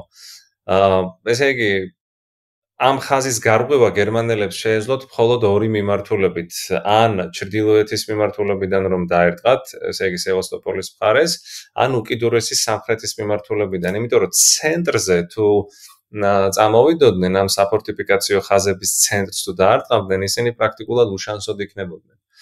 მაგრამ მანშტაინმა, რადგან ის მანშტაინი იყო, მოახერხა ისიც რომ ზუსტად ორი მიმართულებით დაარტყა ზაფხულისთვის, ესე იგი ჩრდილოეთი და სამხრეთით, სადაც ყველაზე ესეთი მყიფე იყო, ეს ძალიან ძლიერი ფორტიფიკაცია და როდესაც როგორც კი ეს ჩრდილოეთ-სამხრეთის წერტილები გაარღვიეს სევასტოპოლის ფორტიფიკაციის, მერე უკვე მასობრივად ცენტრისკენ მოაწვნენ, ასე ვთქვათ, გერმანული ნაწილები და წალეკეს პრაქტიკულად ეს მიმართულება. და ხო, ესე იგი, კარგი, ეს არის გერმანული შეტევა, ხო? ეხლა შევხედოთ საბჭოთა კავშირს, ანუ წითელ არმიას რა გეგმა აქვს, საბჭოთა სამხედრო ხელმძღვანელობას რა გეგმა აქვს კონკრეტულად ამ გერმანული შეტევის შესაჩერებლად. ესე იგი, უმაღლესი მთავარსარდლობა, საბჭოთა უმაღლესი მთავარსარდლობა ქერჩის ფრონტზე გასაგზავნ ნაწილებს სათავეში ჩაუყენებს, ესე იგი, დმიტრი ტიმოფეევიჩ კოზლოვს და ფეოდორ ივანოვიჩ ტოლბუხინს, რომელთაც ჰქონდათ შემდეგი დავალება. მათ უნდა მოემზადებინათ სადესანტო სამხედრო ოპერაცია ქერჩის დასაბრუნებლად და ეს გეგმა თავად ტოლბუხინის მიერ იყო შედგენილი და ითვალისწინებდა აი 51 არმიის და 54 არმიების ერთდროულად გადასმას ქერჩის და ფეოდოსიის ნაპირებზე. და ზუსტად ესე იგი ხო თქვით თავიდან რომ სამი არმია იყო ხო საბჭოთა სამი არმია მონაწილეობდა ამ შეტევაში 44 57 და 51 ხო და აი დასაწყისში 51 და 54 არმიებს აქვთ ეს დავალება რომ ისინი გადასხდნენ ასე ვთქვათ ქერჩის მიმართულებაზე და შეუტიონ ქერჩის მიმართულებას. აი მე ბაბუა ვახსენე, ბაბუა ჩემი ლავრენტი ყალიჩავა, რომელიც ამ პერიოდში, ესე იგი 19 წლის ასაკში ფელდმარშალ წითელარმიელის ფერშალ წითელარმიელის წოდებით, უფრო სწორად, ფერშალი წითელარმიელი სამხრეთის ფრონტზე გადაისროლეს ისიც 224 მსროლელთა დივიზიაში. და ეს დივიზია, ესე იგი, რომელშიც ბაბუა ჩემი იყო, შედიოდა აი 51 არმიაში, რომელსაც უშუალოდ ამ 51 არმიას მეთაურობდა გენერალი ვლადიმერ ლვოვი. და ნუ ჩემი ბაბუის შემთხვევაში მან სამხედრო ფიცი მიიღო 51 წლის 5 ნოემბერს. ესე იგი, ზუსტად იმ პერიოდში, როდესაც ეს ოპერაციები იგეგმება, უკვე ასე ვთქვათ, ბაბუა ჩემი აქტიურად არის ჩართული, ესე იგი, ამ არმიის რიგებში. თავარი დარტყმა 54 არმიას ფეოდოსიის რაიონში უნდა მიეყენებინა და დამხმარე ძალად ამ შემთხვევაში, ესე იგი, მთავარი გამწევი ძალა უნდა ყოფილიყო 54 არმია და 51 არმია უნდა ყოფილიყო, ასე ვთქვათ, დამხმარე ძალა ქერჩის რაიონში, რომ მაქსიმალურად შეევიწროვებინათ, ასე ვთქვათ, ვერმახტის ნაწილები, რომ მანევრირების სივრცე მათთვის, ასე ვთქვათ, მოესპოთ. და აი ხლა ამ ფრონტზე, როცა ჩვენ ვლაპარაკობთ, ხო, ქერჩ-ფეოდოსიის ფრონტზე, აი რამხელა შეიძლება ეს ფრონტი იყოს, ხო, რომ წარმოვიდგინოთ. ეს არის 250 კილომეტრიანი ფრონტი. ქერჩი-ფეოდოსიის ფრონტი. ესე იგი, აი ამ ორ არმიას, საბჭოთა ორ არმიას, 44-51 არმიების, ასე ვთქვათ, სამოქმედო არეალი შეადგენს 250 კილომეტრს. 250 კილომეტრზეა გადაჭიმული. როგორ ხდება დესანტის მომზადება, როგორ ხდება დესანტის გადასხმა? ესე იგი, 41 წლის 26 დეკემბერს აი ეს 51 საბჭოთა არმია ქერჩის სანაპიროზე გადადის და 3 დღის შემდეგ 29 დეკემბერს ფეოდოსიის ნაპირებს მიადგება 54 არმიაც. ნუ დესანტის რაოდენობა დასაწყისში მიიჩნევა რომ იყო დაახლოებით 40,000 კაცი, ესე იგი, ცოცხალი ძალა. უნდა აღნიშნოს, რომ ასევე პორტი იყო ფეოდოსიის ნაპირზე და საბჭოთა ნაწილების დესანტირება საკმაოდ მოსახერხებელი იყო, ნუ ფეოდოსიაში. აი ამ პორტის გამო და ნუ 3000-იანი გერმანული გარნიზონი, რომელიც საბჭოთა ნაწილებს ფეოდოსიაში დახვდა, მე-54 არმიის ნაწილებმა მალევე მოუღეს ბოლო ამ ნაწილებს, იმიტომ რომ ზუსტად აი ეს ტექნიკურად უფრო მოსახერხებელი იყო და უფრო მობილურად მოახერხეს ამ დესანტის გადასხმა, ესე იგი, ფეოდოსიის ნაწილზე. მაგრამ ქერჩს რაც შეეხება, ხო? აი ქერჩში 51 არმია, სადაც უნდა გადამხდარიყო, ხო, დესანტი. აი აქ ცოტა სხვანაირად იყო, ასე ვთქვათ, სიტუაცია. აქ არ იყო პორტი. ანუ აქ ჯარისკაცებს უწევდათ პირდაპირ, ასე ვთქვათ, ყინულივით ცივ წყალში გადაადგილება. ნუ რაღაც მომენტში ხა არ ვიცი, რამდენად შეიძლება ეს ანალოგი იყოს ამის, მაგრამ აი მე როდესაც ქერჩის სადესანტო ოპერაციაზე ვფიქრობ ხოლმე და როცა აი ვცდილობ რომ წარმოვიდგინო. და თვითონ ბაბუასთვისაც მიკითხავს, ანუ ბაბუა ჩემის მოყოლილიც ასე მახსოვს, აი რო ვეკითხებოდი. აი როგორ გადადიოდით, აი მითხარი კონკრეტულად წარმომადგენინე, როგორ გადადიოდით ნაპირზე და ის მიყვებოდა რომ ნუ ესე იგი ჩვენ ესენი უახლოვდებოდნენ ნავებით, ხო, იმას რა ქვია, ქერჩს ხმელეთს და იქედან ხდებოდა მასიური საარტილერიო ცეცხლი იყო გახსნილი გერმანული ნაწილების მიერ. ხო? და რას მახსენებდა, იცი? აი ეს ცნობილი ის არის რა ქვია, თამაში Call of Duty ნიკა. ალბათ იცი, ხო? კი. და ერთ-ერთ ვერსიაში ამ Call of Duty-ის ერთ-ერთი ვერსია იწყება აი ნორმანდიის ოპერაციით რა 44 წლის.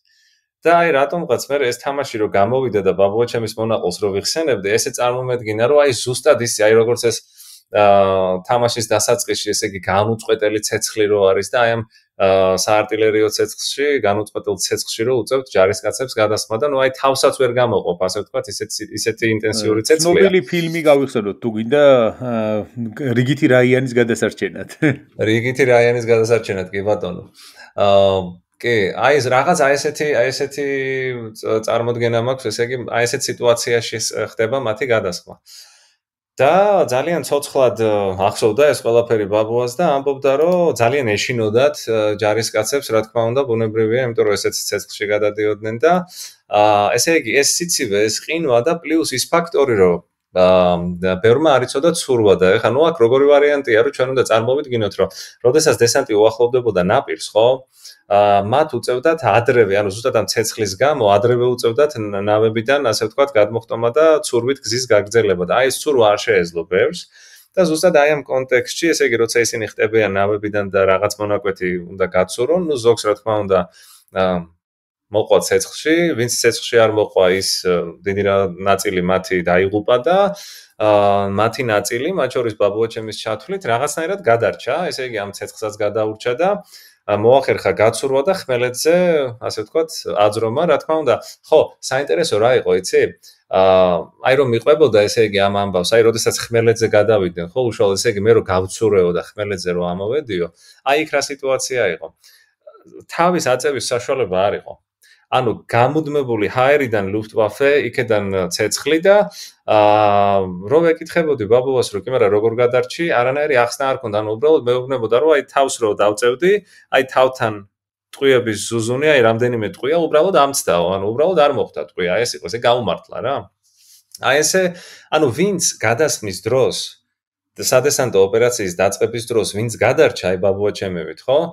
უბრალოდ გადარჩა, იმიტომ რომ გაუმართლა. ნუ ესეც ბრძოლის და ომის, ასე ვთქვათ, განუყოფელი ნაწილია, ხო? ანუ გამართლებაც რო ზოგი, ასე ვთქვათ, ცუდ დროს, ცუდ ადგილზე მოხდება. ვერმახტის ნაწილებს რაც შეეხება, ესე იგი, მათი განლაგება როგორია ამ პერიოდში. ამ დროისთვის გერმანული ნაწილები მხოლოდ აი ეს 46 ქვეითი ბრიგადის და რუმინელთა სამთომსროლელი პოლკის ძალებით იცავენ იქვე ფეოდოსია ქერჩის მონაკვეთთან ახლოს პარპაჩიის მთების ტერიტორიას. და საინტერესო ის არის, რომ საბჭოთა ნაწილები რაოდენობრივად აღემატებოდნენ გერმანელთა ნაწილებს. და ზუსტად ამიტომ უწევთ ამ უკანასკნელთ უკან დახევა, ეს იყო საბჭოთა არმიის დიდი წარმატება, რომელიც ნუ დიდხანს ვერ გაგრძელდა. ანუ ესე იგი დასაწყისში ახლა რო წარმოვიდგინოთ, ხო, ეს ოპერაცია დასაწყისში ისინი თითქოს ახერხებენ აი შეკავებას ცოტათი ამ ნაწილების, მაგრამ აი ეს ადრე სტატიაშიც მქონდა, ესე იგი ერიხ ფონ მანშტაინი მის ჩანაწერებში აღნიშნავდა ასეთ რამეს. მოწინააღმდეგეს რომ შექმნილი ვითარება თავის ასარგებლოდ გამოეყენებინაო და ვერმახტის 46 ქვეითი დივიზიას დადევნებოდა, ხო? პარალელურად კი ფეოდოსიიდან უკან დახეული რუმინელებისთვისაც შეეტიაო. მდგომარეობა სავალალო გახდებოდა არა მხოლოდ ზემოაღნიშნულ მონაკვეთზე მებრძოლი გერმანული ნაწილებისთვის, ამბობს მანშტაინი, არამედ მთელი მე-11 არმიისთვისაც. თუმცა, ნუ ამ დროს ისეთი შთაბეჭდილება იქმნებოდა მანშტაინის თქმით, ანუ ვციტირებ ახლა მე მანშტაინს, მანშტაინი ამბობს, რომ თუმცა საბჭოთა ჯარები არსად ჩქარობდნენო წყალებში, არსად ჩქარობდნენ. ხო, რას ნიშნავს არსად ჩქარობდნენ? როგორც ცნობილია, ეს 51 არმიის, ასე ვთქვათ, მოძრაობა იყო ძალიან ნელი, ზუსტად აი ამ ფაქტორების გამო, რაც მე აღვნიშნე. აი ამ სირთულეების გამო.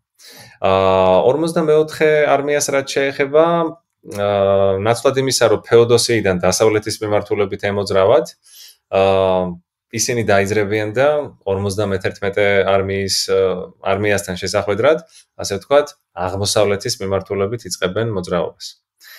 და ეს ზუსტად, ეს მანევრი, ესე იგი 51 არმიისკენ 54 არმიის მოძრაობა, საშუალებას აძლევს გერმანელებს, რომ შექმნან, ასე ვთქვათ, გამაგრებული ზოლი, ქალაქ, უკვე რო ვახსენე, კამენსკოე, ანუ აკმონაის დასავლეთით, აკმონაისთან, ასე ვთქვათ.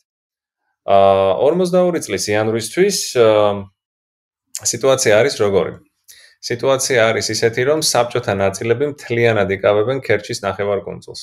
გერმანული ნაწილების იმ პერიოდში სავალალო მდგომარეობის გათვალისწინებით საბჭოთა სარდლობა მიუთითებს დიმიტრი კოზლოვს, რომ პერეკოპის მიმართულებით სწრაფი შეტევა უნდა განავითარონ. მაგრამ კოზლოვს არასაკმარისი ძალები ყავს, ის მოიმიზეზებს, რომ მას არ ყოფნის, ასე ვთქვათ, რესურსი ამ შეტევის განსახორციელებლად. და ამ ოპერაციის დაგეგმვისას საბჭოთა გენერლების ეს შეცდომები, რაც აღნიშნა ზემოთ მანშტაინმა, ამ შეცდომებს ემატება რა? ფრონტზე არ არსებობს არც ერთი სამედიცინო დაწესებულება. და უახლოესი ჰოსპიტალი ამ შემთხვევაში არსებობს მხოლოდ ყუბანში, ესე იგი პრაქტიკულად გამოდის, რომ დაჭრილი ჯარისკაცი გააჩნია, რა თქმა უნდა, ჭრილობის სიმძიმესაც, მაგრამ პრაქტიკულად იყო, განწირული, სანამ ყუბანში არ ჩაიყვანდნენ და იქ თუ ჩააღწევდა, ასე ვთქვათ, ჭრილობის სიმძიმის გათვალისწინებით. ხო, ესე იგი, დაჭრილი ჯარისკაცები პირველადი დახმარების შემდეგ პოზიციებიდან გადაყავდათ ქალაქ ქერჩში და იქიდან ზღვით უნდა გადაეყვანათ უკვე ნოვოროსიისკში და ესე იგი, აი ამ ხელა მანძილის გავლის შემდეგ საბოლოოდ შეიძლებოდა რომ მათთვის ან აღმოეჩინათ დახმარება, ან ვერ აღმოეჩინათ დახმარება. მეორე დიდი შეცდომა იყო ასევე ის, მიიჩნევა რომ იყო ასევე ის, რომ საბჭოთა მთავარსარდლობის მხრიდან არ იყო, საჰაერო თავდაცვა არ ქონია ამ სადესანტო ამ ოპერაციას ზოგადად. მაშინ, როდესაც გერმანული ლუფტვაფე საკმაოდ ინტენსიურად მუშაობდა და პრაქტიკულად ხელის გულზე ყავდა ყოველთვის წითელი არმია, ცოცხალი ძალა. ესეც ძალიან კარგად მახსოვს ბაბუას მოგონებებიდან, ესე იგი, პრაქტიკულად ბაბუა ამბობდა, რომ აი ზუსტად, ესე იგი, ჩვენ პრაქტიკულად ვერსად ვერ ვიმალებოდითო. ტერიტორიაც ისეთი, აი დასაწყისში ხო ვთქვი, რომ სტეპია, ხო, ძირითადად, ყირიმის გეოგრაფია და ანუ პრაქტიკულად იყო ლუფტვაფეს ვერსად ვერ ემალებოდნენ აბსოლუტურად ჯარისკაცები და რატო იყო მსხვერპლი? აი კითხვას ხო ისმის კითხვა ხო რატო ამ ხელა მსხვერპლი? ერთ-ერთი უდიდესი ფაქტორი იყო ის, რომ გერმანული ლუფტვაფე გამუდმებით ამუშავებდა, ესე ვთქვათ, ამ ტერიტორიას, მაშინ, როდესაც საბჭოთა არმიას არ ჰქონდა ეს საჰაერო, ასე ვთქვათ, მხარდაჭერა. ეს იყო ერთ-ერთი უმნიშვნელოვანესი ფაქტორი, თუ რატო იყო ასეთი დიდი მსხვერპლი საბჭოთა კავშირის მხრიდან და საბოლოო ჯამში ხდება ის, რომ ფეოდოსიის დათმობა უწევთ საბჭოთა ნაწილებს, ესე იგი 42 წლის იანვრის პირველ ნახევარში საბჭოთა ნაწილები გეგმავენ შეტევას ყირიმის ნახევარკუნძულის სიღრმისკენ და ამისთვის დამხმარე ძალებითაც მარაგდებიან, მაგრამ მანშტაინმა რამდენიმე დღით დაასწრო მათ და 15 იანვარს გერმანული ნაწილები მოულოდნელად გადადიან შეტევაზე 51-54 არმიების მიმართულებით. ვლადისლავოვკა იყო ესეთი ქალაქი, აი ამ ქალაქის მონაკვეთში. და საბჭოთა ნაწილების რიგი რიცხობრივად და ტექნიკურად უპირატესობის მიუხედავად, გაარღვიეს ვერმახტის ნაწილებმა და 18 იანვარს შეძლეს ფეოდოსიის აღება. აი ეს არის კიდევ მეორე მაგალითი იმის, თუ რამდენად ესეთი კარგი პროფესიონალი იყო თავისი საქმის მანშტაინი.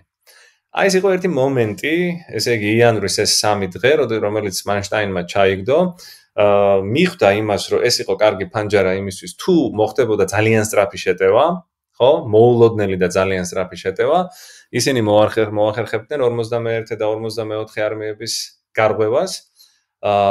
მიუხედავად იმისა, რომ ამ არმიებს ჰქონდათ როგორც რაოდენობრივი უპირატესობა, ასევე როგორც ამბობენ, ტექნიკური უპირატესობაც, ხო, წყაროების მიხედვით. და ეს ოპერაცია დასრულდა წარმატებით, ესე იგი ფეოდოსია დაიკავა მანშტაინის არმიამ. ამის შემდეგ ერთადერთი წყარო მომარაგების საბჭოთა არმიას დარჩა მხოლოდ ქერჩის სრუტეზე. ესე იგი, კიდევ ერთხელ, რა გააკეთა ამით მანშტაინმა? არა მხოლოდ ის, რომ დაუშვათ მორალურად დასცა, ხო? ანუ საბჭოთა არმია და წითელი არმიის ცოცხალი ძალა. არა მარტო მორალური ასპექტია, პრაქტიკულად რესურსებს მოწყვიტა და პრაქტიკულად გამოვიდა ისე, რომ მხოლოდ ქერჩის სრუტე დარჩათ მომარაგების წყაროდ და რთულდებოდა სიტუაცია ძალიან, რა თქმა უნდა, წითელი არმიისთვის. და აი ახლა უკვე ხო, ცოტა უფრო ამოვზუმოთ, ასე ვთქვათ, ცოტა და უფრო დიდ სურათს შევხედოთ, აი ზოგად ყირიმის ფრონტს შევხედოთ კიდევ ერთხელ.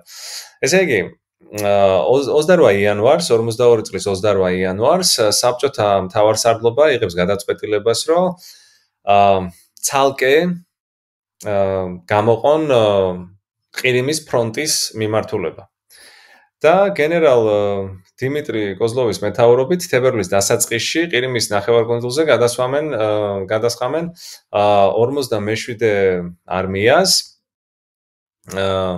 და აქ ამ არმიას მეთაურობს ასევე კონსტანტინ კოლგანოვი და ფრონტს აძლიერებენ, ასე ვთქვათ, სატანკო ნაწილებით, არტილერიით, მცრორელთა დივიზიებით, სხვათა შორის მცრორელთა დივიზიებშიც იყვნენ დიდი რაოდენობით ქართველები ამ პერიოდში და მთავარსარდლობა ასევე გადაწყვიტავს, რომ გააძლიეროს, ესე იგი, აი ამ ფრონტის სამხედრო შტაბი და ქერჩში რამდენიმე ოფიცრის თანხლებით იგზავნება პირველი რანგის არმიის კომისარი ცნობილი ლევ ზახაროვიჩ მეხლისი.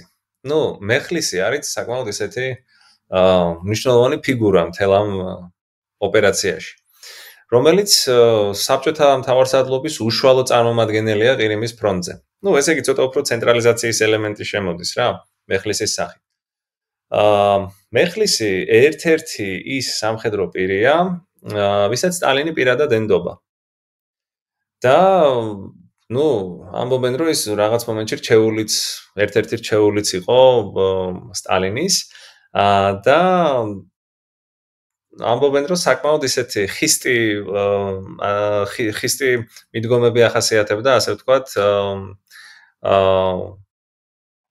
სამხედრო საქმეში, საკმაოდ დაუნდობელიც ყოფილა. იყო ასეთი ერთი პატარა ისტორიაც, რომ ერთ-ერთ ფრონტზე, სადაც მეხლისი დამხმარედ გაგზავნეს თურმე, მისი ბრძანებით ორი გენერალი დაიხრიტა პანიკაში, ჩავარდნის ბრალდებით და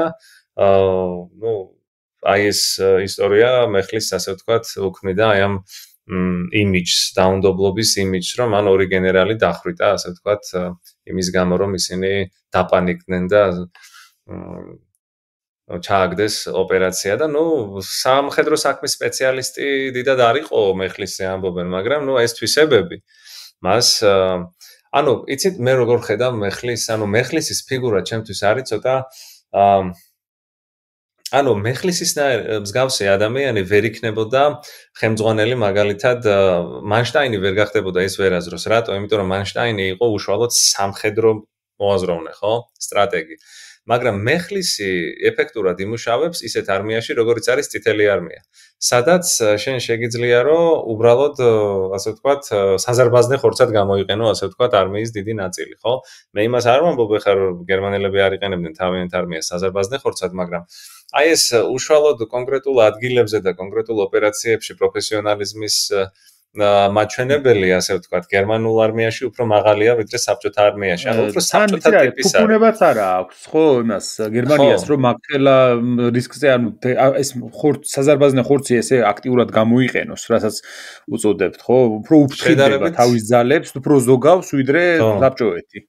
შედარებით წითელ არმიასთან, ხო, რა თქმა უნდა და ამიტომ ეს ძალიან მნიშვნელოვანია ჩემი აზრით და სხვა შორის დასავლეთში ხშირად უჭირთ ხოლმე, როცა საბჭოთა კავშირზე ლაპარაკობენ, ტიპაჟი, ბუნება, რა ბუნების, რა ტიპის სამხედრო ძალასთან გაქვს საქმე, რა ტიპის პოლიტიკურ სისტემასთან გაქვს საქმე, ხო?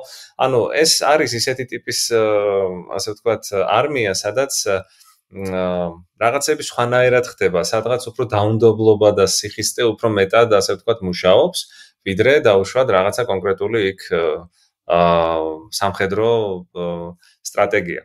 და მეხლისი, ანუ რისი თქმა მინდა საბოლოოდ, რომ მეხლისი არის იდეალური კანდიდატი ამ პოსტზე სტალინისთვის.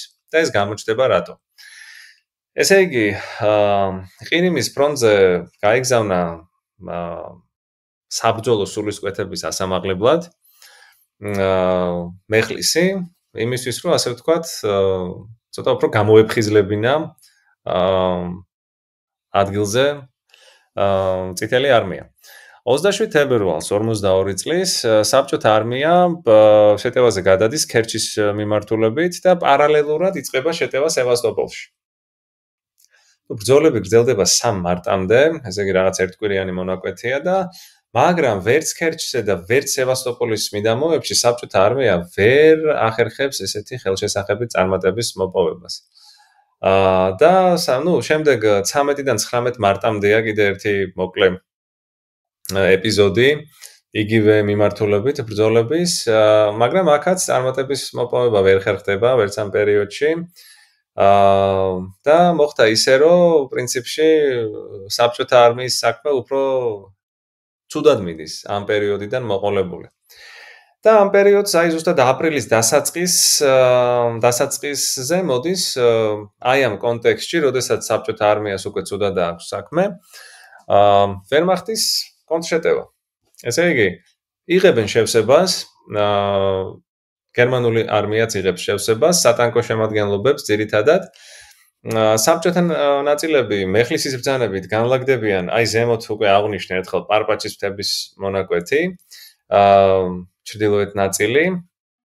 და აი ეს უკვე შეცდომად მიიჩნევა, ასე ვთქვათ, წითელი არმიის სამოქმედო სტრატეგიაში. ანუ მეხლისის ბრძანებით ნაწილები განლაგდებიან პარპაჩის მთების ჩრდილოეთით და ეს შეცდომად არის მიჩნეული, იმიტომ რომ ფრონტის სიღრმეს მოწყდა, ასე ვთქვათ, ჯარები. გერმანელებმა, რა თქმა უნდა, ეს შეცდომა გამოიყენეს, იმიტომ რომ ისევ და ისევ მანშტაინი ყავს აქ და როგორ გამოიყენეს? ესე იგი, ვერმახტის ნაწილები საბჭოთა ჯარებს სამხრეთიდან შემოუვლიან. ამ ოპერაციაში მნიშვნელოვან როლს ასრულებს გერმანული სამხედრო ავიაციაც. აღსანიშნავია, რისთვისაც ჰიტლერის ბრძანებით ყირიმში გადაისროლეს მერვე საჰაერო ფლოტი ლუფტვაფე, რიხტჰოფენის ვოლფრამ ფონ რიხტჰოფენის მეთაურობით. და ნუ ესე იგი, ეს შეტევა უშუალოდ და ეს შემოვლის და დარტყმის შეტევა, ხო? იწყება 42 წლის 8 მაისს. ესე იგი, როდესაც მე ბაბუასთან ვსაუბრობდი, ხო, აი ამ ქერჩის ამბებზე. ის ყოველთვის იხსენებდა ზუსტად აი ამ ეპიზოდს, ზუსტად აი ამ მონაკვეთს, ესე იგი, 8 მაისი.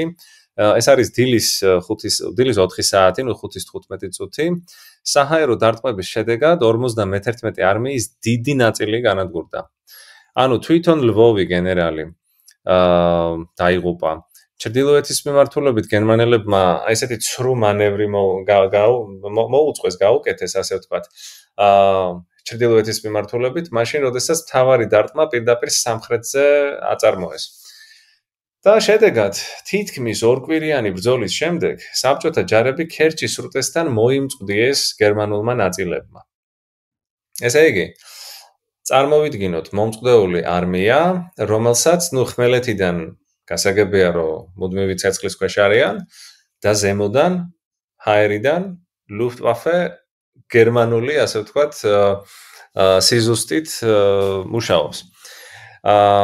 ესე იგი, არა მარტო საბჭოთა ჯარი გაანადგურა ავიაციამ, გერმანულმა ავიაციამ, არამედ დიდი რაოდენობით სამხედრო ტექნიკაც გამოიყვანა წყობიდან, რა თქმა უნდა და საბოლოო ჯამში მოხდა ის, რომ საბჭოთა ნაწილები დანებდნენ 20 მაისისთვის. და ასე ხდება, ასე ვთქვათ, ქერჩის დაცემა. ეხლა ცოტა ციფრები შემოვიტანოთ. ესე იგი, გერმანელები იკავებენ ქერჩს და საბჭოთა ჯარების ნაწილი ახერხებს ევაკუაციას ტამანის ნახევარკუნძულზე. ესე იგი, ბაბუა ამასაც იხსენებდა ძალიან კარგად. მე დასაწყისში ვთქვი, რომ ბაბუა ჩემი, ესე იგი, ლავრენტი იყო ფერშალი. ექიმი იდეაში, ხო?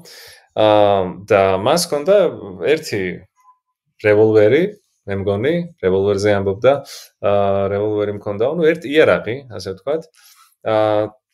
და სხვა არაფერი, აი ამ ინტენსიურ ცეცხლში, ასე ვთქვათ, მას არ ქონია, ასე ვთქვათ, დიდი თავდაცვის საშუალება. და ის იხსენებდა, რომ ესე იგი ნაწილიო ჩვენი ჯარის ნაწილი გაიქცა და მოახერხა ტამანის ნახევარკუნძულზე, მოხდა მათი ევაკუაცია. მაგრამ 162,282 ადამიანი, ეს ციფრია, ასე ვთქვათ, დათვლილი რაოდენობა, ვერ ახერხებს ევაკუაციას ტამანის ნახევარკუნძულზე. მათ შორის არის ბაბუაჩემიც, რომლებიც ვარდებიან ტყვედ, მაგრამ აი ამათი ტყვედ ჩავარდნა არის კიდე ცალკე ისტორია. ესე იგი, თვითონ გერმანელები ამბობენ, რომ ქერჩის აღების შემდეგ ჩაიგდეს ტყვედ 170,000 ადამიანი, მაგრამ საბჭოთა არქივები აზუსტებენ ამ ციფრს და აი დღეისთვის დათვლილი, ესე ვთქვათ, რაოდენობა უნდა იყოს დაახლოებით 162, ზუსტად უпростоრად 162,282 ადამიანი. რა თქმა უნდა, ამ ხალხში, აი ამ ტყვეებში შედიოდნენ არა მხოლოდ წითელარმიელები, ასევე ქერჩის მოსახლეობაც, ხო? ესე იგი, გერმანელებმა დაკარგეს დაახლოებით 4,000 კაცი მთელ ამ ეპოპეაში, მაშინ, როდესაც, აი საბჭოთა დანაკარგები უკვე აღნიშნეთ, როგორც იყო. ესე იგი, როგორ სრულდება ეს ეპოპეა და რა არის ყველაზე, ჩემთვისაც და ალბათ ამ ადამიანებისთვისაც, ვინც იქ იბრძოდნენ, ყველაზე დრამატული ნაწილი. როდესაც ქერჩის ბრძოლები მიდის, გერმანელები როცა აიღებენ ამ ქალაქს უკვე, ხო, აღების შემდეგ, საბჭოთა ჯარების ნაწილი გადადის ტამანზე და ქერჩზე დაახლოებით 10,000-მდე ჯარისკაცი რჩება. 51 არმიის და ამ 10,000 ადამიანს, ესე იგი, ეს ევაკუაცია უნდა დაეცვა, ასე ვთქვათ. ნახევარკუნძულზე დარჩენილ სამხედრო ნაწილებს ადგილობრივ მოსახლეობასთან ერთად ქერჩთან ახლოს მდებარე აჯიმუშკაის ქვის სამტეხლოებში უწევთ თავის შეფარება. ეს ეპიზოდი ახსოვდა ძალიან ცოცხლად და ძალიან კარგად ბაბუას და მეც მახსოვს მისი მოყოლილი. ესე იგი, როგორ ჩადიოდნენ თავის შესაფარებლად ამ აჯიმუშკაის ქვის სამტეხლოებში. ესე იგი, ქვის სამტეხლოების გვირაბებში თავშეფარებულ ნაწილებს, ესე იგი, იმდენად დიდი რაოდენობით იყვნენ ჩასული, რომ ამ ნაწილებს ხელმძღვანელობაც ყავდა იქ ადგილზე. იყო ასეთი პოლკოვნიკი პაվել მაქსიმოვიჩ იაგუნოვი. იყო ასევე კომისარი ივან პავლოვიჩ პარახინი, უფროსი ლეიტენანტი მიქაელ გრიგორევიჩ პოვაჟინი და სხვები. არიან აქ გამაგრებულები, ხო? ამ აჯიმუშკაის ქვის სამტეხლოებში და ესე იგი, გერმანელებმა ამ ქვის სამტეხლოებსაც შეუტიეს რკინის მავთულხლართები შემოღობეს და დაიწყეს ძირითადი შესასვლელების აფეთქება და მათი ჩახერგვა იმ მიზნით, რომ რა თქმა უნდა ეს ხალხი, ვინც თავის შეაფარა, იძულებული გამხდარდნენ, რომ ამოსულიყვნენ აქედან და ძალიან ემოციურად ყვებოდა ამას ბაბუა მახსოვს, ესე იგი მე ვცდილობდი რომ რაც შეიძლება მეტი სიზუსტით მეთხოვა რომ აღედგინა, ასე ვთქვათ, ეს ყველაფერი, მაგრამ სინამდვილეში მას ბევრი მოსაყოლი არც ქონია, ესე იგი მოხდაო ისეო რომ დაიწყესო აფეთქება ჩამოსასვლელების და ორი გზა მქონდაო რომ ან ბოლომდე იქ დავრჩენილიყავიო და უბრალოდ გაანადგურებდნენ მასაც, მოკლავდნენ, ან უბრალოდ ხელები აგვეწიაო და ამოვსულიყავითო და სხვათა შორის იხსენებდა რომ ხელებ აწეულები ვინც ამოვდიოდითო არ ყოფილაო არც ერთ, მას არ უნახავს, ეხლა არ ვიცი, შეიძლება იყოს შემთხვევები, მაგრამ ბაბუა იხსენებდა რომ ჩვენი ნაწილიდან არავის, არ უსვრიათ გერმანელებს. როცა ხედავდნენ რომ იარაღი დაყრილი ქონდაო და ხელები აწეული ქონდაო, არ გვესროდნენ. რატო ამბობ ამას? იმიტომ რომ რა ვიცი, ზოგჯერ ხდება ხოლმე ისე რომ ტყვეებსაც ხოცავენ, ხო, ეხლა მაგალითად რუსეთ-უკრაინის ომი ხო გვაჩვენებს ამას, ხო? განსაკუთრებით რუსული ნაწილები როგორ ექცევიან უკრაინელ ტყვეებს, ხო? ხო, და ბაბუა იხსენებდა, რომ გერმანელები არ გვესროდნენ, პირდაპირ ესე ვარდებოდით ტყვედ და როგორც კი 19 წლის იყო და ძალიან შეშინებია და ამბობდა, რომ როგორც კი აფეთქების ხმა გავიგონეო, უცებ გავიქეციო ზემოთ, ხელები ავწიეო და ეგრევე ჩავბარდიო პირველივე გერმანელ ჯარისკაცსო და ამის შემდეგ დაიწყო მისი ტყვეობა, ასე ვთქვათ, გერმანიაში. ხო, ესე იგი, საბოლოოდ მოხდა ისე, რომ ესე ჩავარდნენ, ასე ვთქვათ, ტყვედ დიდი რაოდენობით წითელარმიელი ჯარისკაცები. ნუ შემდეგ ამ აჯიმუშკაის სამტეხლოების ადგილას ხდება თავდაცვის მუზეუმი გახსნეს 1966 წელს და 82 წელს გაიხსნა გმირთა მემორიალი ამ ადგილას. და საინტერესო არის კიდევ რა, ესე იგი, ის რომ აი სადღაც 2018 წელს შემხვდა მახსოვს შენახულიც მქონდა ეს სტატია ქერჩში იპოვეს მეორე მსოფლიო ომის დროინდელი საერთო სამარხი, რომელიც გახსნეს და 4000-ზე მეტი მეომარი განისვენებდა, ესე იგი, ამ სამარხში და ქართული სასაფლაო აღმოაჩინეს, ესე იგი, ანაპის 414 მსროლელთა ქართული დივიზია რო ვახსენე, ხო? აი ზუსტად აი ამ დივიზიის წევრების სამარხებიც იპოვეს. ესე იგი, ეს დივიზიაც აქტიურად მონაწილეობდა ამ ეპოპეაში და იყო ქართული დივიზია, ისევე როგორც აი ეს 224 დივიზია, რომელშიც ჩემი ბაბუა ლავრენტი ყალიჩავა, ასე ვთქვათ, იბრძოდა. აი ეს არის ჩვენი კონტექსტი, ესე იგი, მოკლედ რომ მოვხაზოთ. ამის შემდეგ, ესე იგი, ქერჩის ამბები ხდება გვიან გაზაფხულზე და უკვე ივნისის ბოლოს გერმანული არმია სევასტოპოლის მიმართულებასაც წარმატებით დაასრულებს და საბოლოო ჯამში, ესე იგი, შემდეგ ბრძოლები გრძელდება უკვე აქეთ ჩრდილო კავკასიის ფრონტზე. ესე იგი, თვითონ ის ფაქტი, რომ ჩვენ ეს ბრძოლები გვაქვს შემდგომ ჩრდილო კავკასიის ფრონტზე, განპირობებული იყო ზუსტად იმ მარცხით, რაცაც ადგილი ჰქონდა ყირიმის ნახევარკუნძულზე და რასაც ადგილი ჰქონდა, ასე ვთქვათ, ქერჩის მიმართულებაზე. ასე რომ, აი ასე შევაჯამებდი, ასე ვთქვათ, ამ სამხედრო ოპერაციას. მოდი ხა რამდენიმე ესეთი მსმენელის დასმულ კითხვასაც რომ გადავხედოთ, აი რას ისინი გვეკითხებოდნენ ამ თემასთან დაკავშირებით, აი მაგალითად ძალიან ბევრს აინტერესებს ხოლმე, რომ რამდენი ქართველი იყო გაწეული დაახლოებით ამ ომში, იმიტომ რომ დასახელებული არის ხოლმე 700,000 ქართველი იყო მეორე მსოფლიო ომის მონაწილე და რამდენი დაიღუპა აქედან. თუ ამაზე რა ეს მონაცემები რის საფუძველზე გვაქვს, ან რა ვიცით დაახლოებით ამაზე? ხო, იცი რა, ეს მონაცემები, რაც უფრო მეტად ვცდილობდი, რომ დამეზუსტებინა, მით უფრო ნაკლებად ვახერხებდი ამას. იმიტომ რომ პრინციპში აი ესე ზუსტად ამ რაოდენობის განსაზღვრა ძალიან ძნელია. მე ძალიან მაინტერესებს მაგალითად ეს მონაცემები რა. უბრალოდ მე ამ პერიოდს არ ვიყვლევ და უშუალოდ არ მაქვს ეს მოძიებული, მაგრამ ისე ცოტა საეჭვოდ მეჩვენება ამ ხელა რიცხვი უშუალოდ საქართველოსთან. რატო გეჩვენება საეჭვოდ?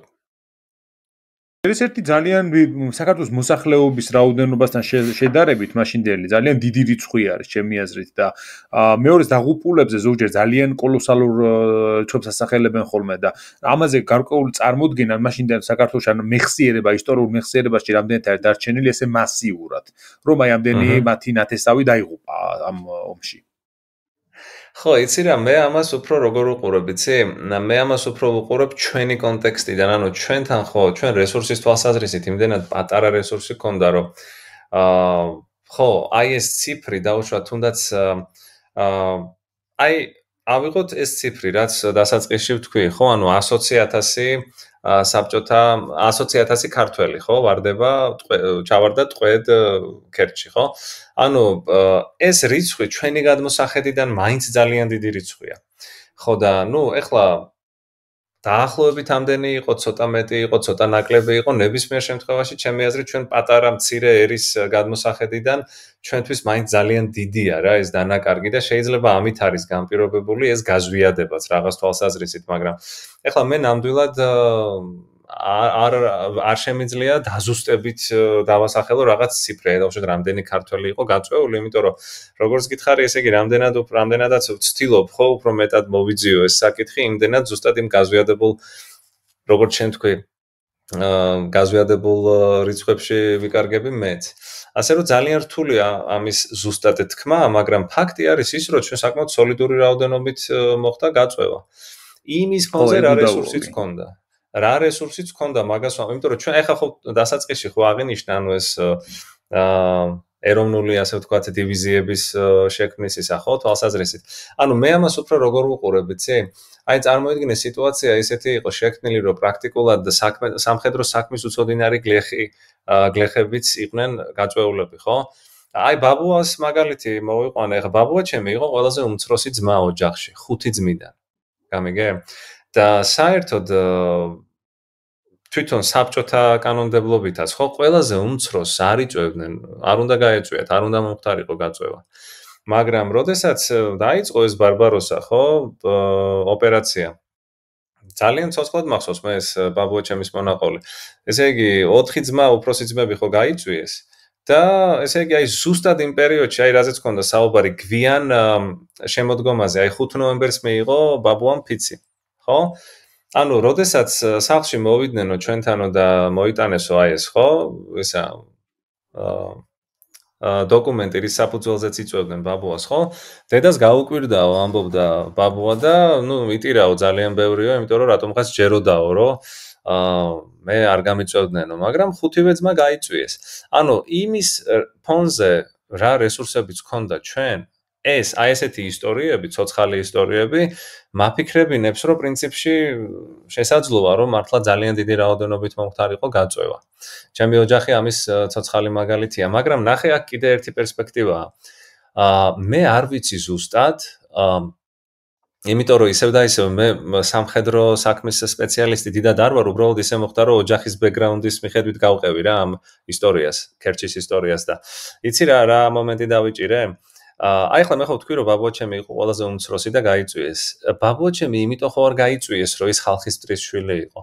ანუ მისი მამა დახვრიტეს, ნუ კონტრრევოლუციური ბრალდებით. ანუ ჩემი დიდი ბაბუა ისიდორე ყალიჩავა, რომელიც სინამდვილეში კულაკი იყო, მაგრამ ნუ მე ხო იცი, ტროიკის ხელმოწერის შემდეგ ყველაფერი შეგიძლია დააბრალო, ხო? შეგიძლია თქვა, რომ მაგალითად არ ვიცი, ნებისმიერი სიგიჟე დააბრალო და მოკლედ ჩემს დიდ ბაბუას დააბრალეს კონტრრევოლუციონერობა, კულაკობა, რომ ესე იგი ამ იმაში რა ქვია კოლმეურნეობებში გლეხებს მიწებს ურიგებდა და მოკლედ ლამის იმად გამოიყვანეს რა რაღაცა ისეთ მითიურ ფიგურად და რატომ ამბობ ამას? იქნებ არის ესეთი შეხედულებაც, რომ სინამდვილეში არ იწვევდნენ ყველას, სინამდვილეში შეიძლება არ ყოფილიყო ამდენად დიდი რაოდენობით გაწვევა, მაგრამ ეხებოდნენ იმ ოჯახებს, რომლებიც ხალხის მტრებად იყვნენ შერაცხული. შეიძლება ასეც იყო. ამას ჭირდება ძალიან ისეთი, ასე ვთქვათ, სპეციფიური ფოკუსი და გამოკვლევა, მაგრამ საბოლოო ჯამში რო შევაჯამოთ, მე მგონია, რომ საქართველოს მასშტაბით მაინც ძალიან დიდი რაოდენობით მოხდა მობილიზაცია. და პრინციპში ჩვენ შეგვიძლია ვთქვათ, რომ თუ საბჭოთა კავშირის მასშტაბით თუ ვინმე გაიღო წვლილი, ასე ვთქვათ, ნაციზმის წინააღმდეგ ბრძოლაში, უდავოდ ჩვენ ერთ-ერთი იზერი ვიყავით საბჭოთა ერებიდან, რომელსაც საკმაოდ ისეთი ძვირი საფასური გადაიხადა ამ ბრძოლისთვის, ასე რომ. მეც ეხლა მე ერთი კითხვა გამიჩნდა კიდე აქ, რომ ჩვენ ვიცით, რომ აი 1942 წლისთვის ამ ფრონტზე, ამ დასავლეთ და უკრაინის ტერიტორიაზე და ზოგადად აღმოსავლეთ ფრონტზე გამოჩნდა ქართული ნაწილები გერმანიის მხრიდანაც, იმიტომ რომ იქ იყო ხო გერმანული ლეგიონი, ქართული ლეგიონი უბრალოდ ვერმახტისა, რომელიც ასევე მონაწილეობდა. აი თუ ქონდა ამ მანშტაინის ამ ნაწილებში თუ იყო რა იმე ქართული რამე შენაერთი, ესეც საინტერესოა, ამ ქართველების წინააღმდეგ მომხდარა ასეთი შემთხვევა, რომ აი მასიურად შეტაკებების დროს. არ შემხედრია ნამდვილად ამაზე ინფორმაცია, საერთოდ არ შემხედრია. ის ნაწილები როცა უშუალოდ ჩაერთვნენ სამხედრო მოქმედებებში და ამიტომ აქ არ მოუხდათ მე მგონი. კი, ანუ ჩემ წარმოდგენაში ეს ნახე როგორ არის, ანუ რაც მე გამომიკვლებია ეს თემა, ნახე როგორ შემოდიან ისინი, ეს ნაწილები შემოდიან უკვე კავკასიის ბრძოლებში. ხო? ანუ როცა ისინი გადმოდიან ჩრდილოეთ კავკასიაში. შესაბამისად უფრო გვიან, როგორც შენ თქვი.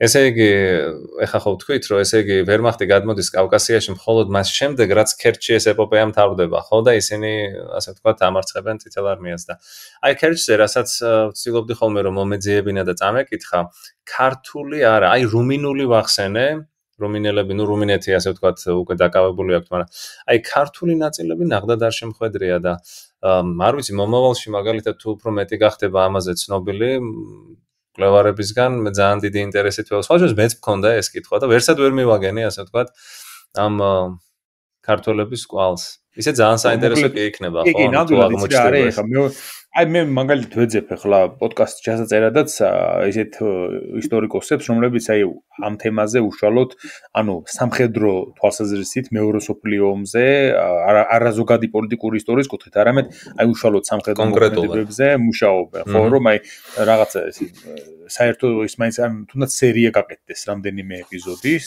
რომ მთლიანად იქნას აღდგენილი და მოისმინოს მსმენელმაც ამის შესახებ, იმიტომ რომ მეორე მსოფლიო ომი ძალიან მოთხოვნადი თემა არის გაუწილად.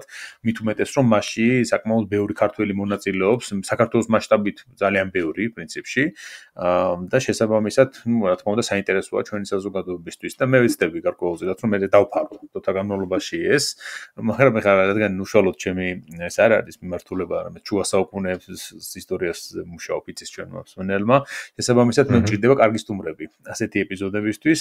იმედი მაქვს რომ გავაგრძელებთ ამ სერიას, იმიტომ რომ ეს ძალიან კარგი გამოვიდა ჩემი აზრით. საინტერესო, თანაც აი როგორც გითხარი, ინდივიდუალური ამბები ძალიან ეხმარება ხოლმე ისტორიის რეკონსტრუქციას და უფრო გაცოცხლებას, ანუ ის დამატებით პერსპექტივას იძლევა რა, რომ კიდევ აი სხვა თვალითაც შეხედო, ან იქ რაღაც მონაწილეობდა იმის, ეხლა მაგალითად იგივე საინტერესოა, რომ თუნდაც აი ანტიკური ისტორიოგრაფიიდან მოყოლებული, თუ მაგალითად იგივე ჰეროდოტე, საიდან იძიებდა ამბებს ბერძენ-სპარსელთა ომებზე, ხო? მონაწილეებს ელაპარაკებოდა, ვინც მაშინ მონაწილეობდნენ თავის დროზე იქ. ან თუნდაც თუ კიდიდე, რომელიც თვითონ მონაწილეობდა პელოპონესის ომში. შესაბამისად, მისთვის ყველაფერი გაცილებით ნათელი იყო, ასე რომ აი ჯარისკაცის თვალით დანახული, ან თუნდაც იგივე კაი პოლიბიოსი ავიღოთ, ხო, რომელიც თვითონ მონაწილეობს მესამე პუნიკურ ომში და სციპიონს პირადად იცნობს. ხა წარმოვიდგინოთ, რამდენად მნიშვნელოვანია მისგან მოწოდებული ესეთი ინფორმაციები. ხა რა თქმა უნდა, ისიც უნდა გავითვალისწინოთ, რომ ხშირად სამხედრო ესეთი პირები და თავიანთ მონაწილეობას როცა აღწერენ ომებში, ასე თუ ისე ან აზვიადებენ ან რაღაცებს მალავენ და შემდეგ, მაგრამ ეს არის ზუსტად ხიბლი ამისაც, რომ გარდა იმ უხეში CV, საარქივო დოკუმენტების, სადაც ყველაფერი დაზუსტებული არის ხოლმე, გაწერილია, ვიცით, ამდენი დატანკო ნაწილი იყო, ამდენი ის და ამდენის, ამას რო ადამიანური მომენტის ემატება. აი, ზუსტად. ეს არის ისტორიის რაღაცა ახალი სხვა თვალით შეხედვა. აი ხა მაგალითად, აი თუნდაც 1000 გუშინ წინ ჩავიწერეთ მე და დიმიტრი სილაკაძემ 1921 წლის ომზე საქართველოს რუსეთისა. აი იქ მაგალითად ამ ომის რეკონსტრუქციას ძალიან ბევრი ახდენს ხოლმე, არა საარქივო დოკუმენტებით, არა ისტორიული წყაროებით, რაღაცა ისეთი, რაც უფრო პროფესიულია გარკვეულწილად, არამედ მაგალითად მემუარული ლიტერატურით, როგორც არის თუნდაც გიორგი მაზნიაშვილის მემუარები, რომელიც ძალიან მნიშვნელოვანი წყაროა, მაგრამ პრობლემა აქ იმაშია, რომ ის მაინც ერთი კაცის მემუარები არის და მისი თვალით და გადმოსახედიდან დანახული. ასე რომ მემუარებით ისტორიის აღდგენა არ ხდება, მაგრამ ის შეიძლება იყოს ერთ-ერთი კომპონენტი, რომ ისტორია აუცილებლად. ასე რომ აი ესეც იგივე მომენტია ალბათ აქაც. აი გაადამიანურებაზე მე ზუსტად ვცდილობ ხოლმე რა, ძალიან ესე ჩემთვის უფრო გასაგები რო გახდეს ხოლმე კონტექსტი, ხო? მე ყოველთვის ვცდილობ ხოლმე რომ ნებისმიერ ასე ვთქვათ საკითხს, რასაც ვიკვლევ, შევხედო ხოლმე ესეთი ადამიანური ისტორიების თვალით. ნუ გასაგები ხა შენ რას თქვი ძალიან ზუსტია ის, რომ ეხლა შენ მეცნიერებაში ცოტა სხვა ასე ვთქვათ სანდოობის წყაროები გჭირდება, ხო? მაგრამ გაადამიანურება ისტორიის ძალიან მნიშვნელოვანია და ხო, გეთანხმები რომ ზუსტად ამაში გვეხმარება ასეთი ისტორიები. ანუ მე დღემდე არ ამომდის თვალებიდან პირველად აი ოჯახში რომ დავინტერესდი რომ აი ბაბუაზე დოკუმენტები და ასე შემდეგ, ხო? და როდესაც მისი სამხედრო ბილეთის ნომრით გადავამოწმე, ასე ვთქვათ, იმ ბაზაში, რუსულ ბაზაში, მისი მონაცემები, ხო და აი მისი ისტორიის აღდგენა შემდეგ საბოლოო ჯამში იმ სტატიაში მე რომელიც ბაბუაზე გავაკეთე და ის ისტორიენში დაიბეჭდა ძალიან ბევრი წლის წინ, ეშელონის ნომერიც კი ვიპოვე იმ მატარებლის, რომლითაც ის ბრუნდება სოხუმში შემდეგ. და ემოციურად, ისტორია სხვა ხო არაფერია გარდა იმისა, რომ იმის გააზრება, რომ აი ზუსტად ისეთი ადამიანები, როგორიც ჩვენ ვართ, ზუსტად იმ ასაკში, აი მაშინ მე როცა ამას წერდი, ვიყავი დაახლოებით 23-24 წლის და აი ზუსტად იმ ასაკში იყო ბაბო, როცა ტყვეობიდან ბრუნდებოდა და აი გარომანტიულება, გაადამიანურება და იმის შეგრძნება, რომ აი ამ ხელა რამე გაიარა ამ ადამიანმა იმ ასაკში, ხო? და რა თქმა უნდა, ეს არის რაღაც კუთხით ძალიან რომანტიული მეცნიერება, ასე ვთქვათ, ისტორია ამ თვალსაზრისით. კი, უდაოდ. ხო, ის წიგნი, რომელიც მე ვახსენე, ასევე, როგორ თქვი, რომ ქართველი ჯარისკაცის მემუარები არის მეთქი. ეს არის ლადო არველაძე, მშობლიურ მიწასა და უცხო მიწათა შორის, ასეთი ის არის გამოცემული, რამდენიმე ნაწილიანი, რომელიცშიც არის აღწერილი ფაქტობრივად არის ძალიან ბევრი სევასტოპოლთან ჩავარდა ტყვედ, ზუსტად. ლადო არველაძეც იმყოფებოდა უკრაინის, პოლონეთისა და გერმანიის ტყვეთა ბანაკებში, შემდეგ მოხვდა იტალიაში, სადაც გერმანელებმა შექმნეს ქართული ბატალიონი და იქაც იმაშიც მონაწილეობდა. ომის დამთავრების მერე წავიდა იტალიიდან ამერიკის შეერთებულ შტატებში და იქ ქართულ სათვისტომოს საქმიანობაში იყო ჩართული და მოკლედ აი ძალიან საინტერესო წიგნია და მე გირჩევთ ყველას რომ გაეცნოთ. ამ წელს არტანუჯმა გამოსცა ეს წიგნი მოიპოვება წესი და რიგი წიგნების მაღაზიებში, ძალიან სკეტანიანი, ძალიან ვრცელი ტექსტი არის და ესეც ვფიქრობ, რომ ესეთი ტიპის ლიტერატურა საკმაოდ ბევრი გჭირდება ჩვენ, რომ აი ვკითხავ იმას, უფრო ცოცხალი სურათი გაგიცოცხლდებათ თვალწინ აი ამ ომისა რა და როგორ და რა ხდებოდა მაშინ ან ეს ადამიანები მაშინ როგორ უყურებდნენ, ან როგორ აღიქვამდნენ, ან ომის მერე აი უკვე დამთავრდა და ისინი ვით მონაწილეობდნენ, მერე რა უკვე როგორ წერენ ამის შესახებ, ან რას მალავენ, რას პირიქით ცდილობენ რომ წარმოაჩინონ და ასე შემდეგ. მოკლედ აი დღევანდელი ეპიზოდის ბოლოს მინდა რომ ეს წიგნიც ესე დაგიანოსოთ და ისე შესაძლოა მე ერთი ეპიზოდის შეწერა მინდოდა აი ამ მემუარებზეც და ვნახოთ ყოველ შემთხვევაში შეიძლება ამას გაკეთდეს, იმიტომ რომ ძალიან იშვიათი რამეა რა მიუხედავად იმისა რომ ძალიან ბევრი ქართველი მონაწილეობდა და ზოგ რაღაცები დაწერილი აქვს, ეს ერთ-ერთი გამონაკლისია რომ ძალიან ვრცელტანიანი არის რა და დეტალური და შეიძლება რა ამაზე საუბარიც გარკვეულწილად ჩვენ პოდკასტში. მოკლედ მადლობა კიდევ ერთხელ სტუმრობისთვის, ძალიან საინტერესო ეპიზოდისთვის. მე ვეცდები მაქსიმალურად რომ რუკებიც მივაშველო ამ ეპიზოდს, რომ უფრო ნათელი გახდეს მსმენელისთვის, რა და როგორ ხდებოდა აქ, იმიტომ რომ საკმაოდ ძნელი აღსაქმელია ესე, ბევრი დეტალია ძალიან რა. ეს მეორე უკვე ანტიკური და შუა საუკუნეების ომებში კიდე გასაგებია, ხო, რამდენიმე პუნქტი შეიძლება გქონდეს რუკაზე და აქ სრული დაუხალია ხომ შეიძლება. აქ ძალიან ზუსტია საჭირო რა. მე ადრე მაქვს ნათარგმნის ხოთაშორის წლების წინ და ზუსტად შენი სტატიისთვის ისტორიანის მახსოვს. ასე რომ შეიძლება ამ რუკების გამოყენებაც და ნახოთ როგორი გამოვა. იმედი მაქვს რომ სმენელს მოეწონება, არ დაგავიძდეთ რომ მოიწონოთ და გამოიწეროთ არხი, გაუზიაროთ სხვებსაც საცდავარია, რათა ბევრმა მოусმინოს ისტორიას, უფრო აკადემიურს, უფრო თავისუფალს და შეუზღუდავს კომპლექსებისაგან, რომლებიც ხშირად ახასიათებს ხოლმე ქართულ ისტორიოგრაფიას. მადლობა კიდევ ერთხელ და მომავალ ეპიზოდამდე დაგემშვიდობებით. დიდი მადლობა დაგემშვიდობებით ნიკა და მემშვიდობები მსმენელს, წარმატებებს უსურვებ თქვენს პოდკასტს რა თქმა უნდა.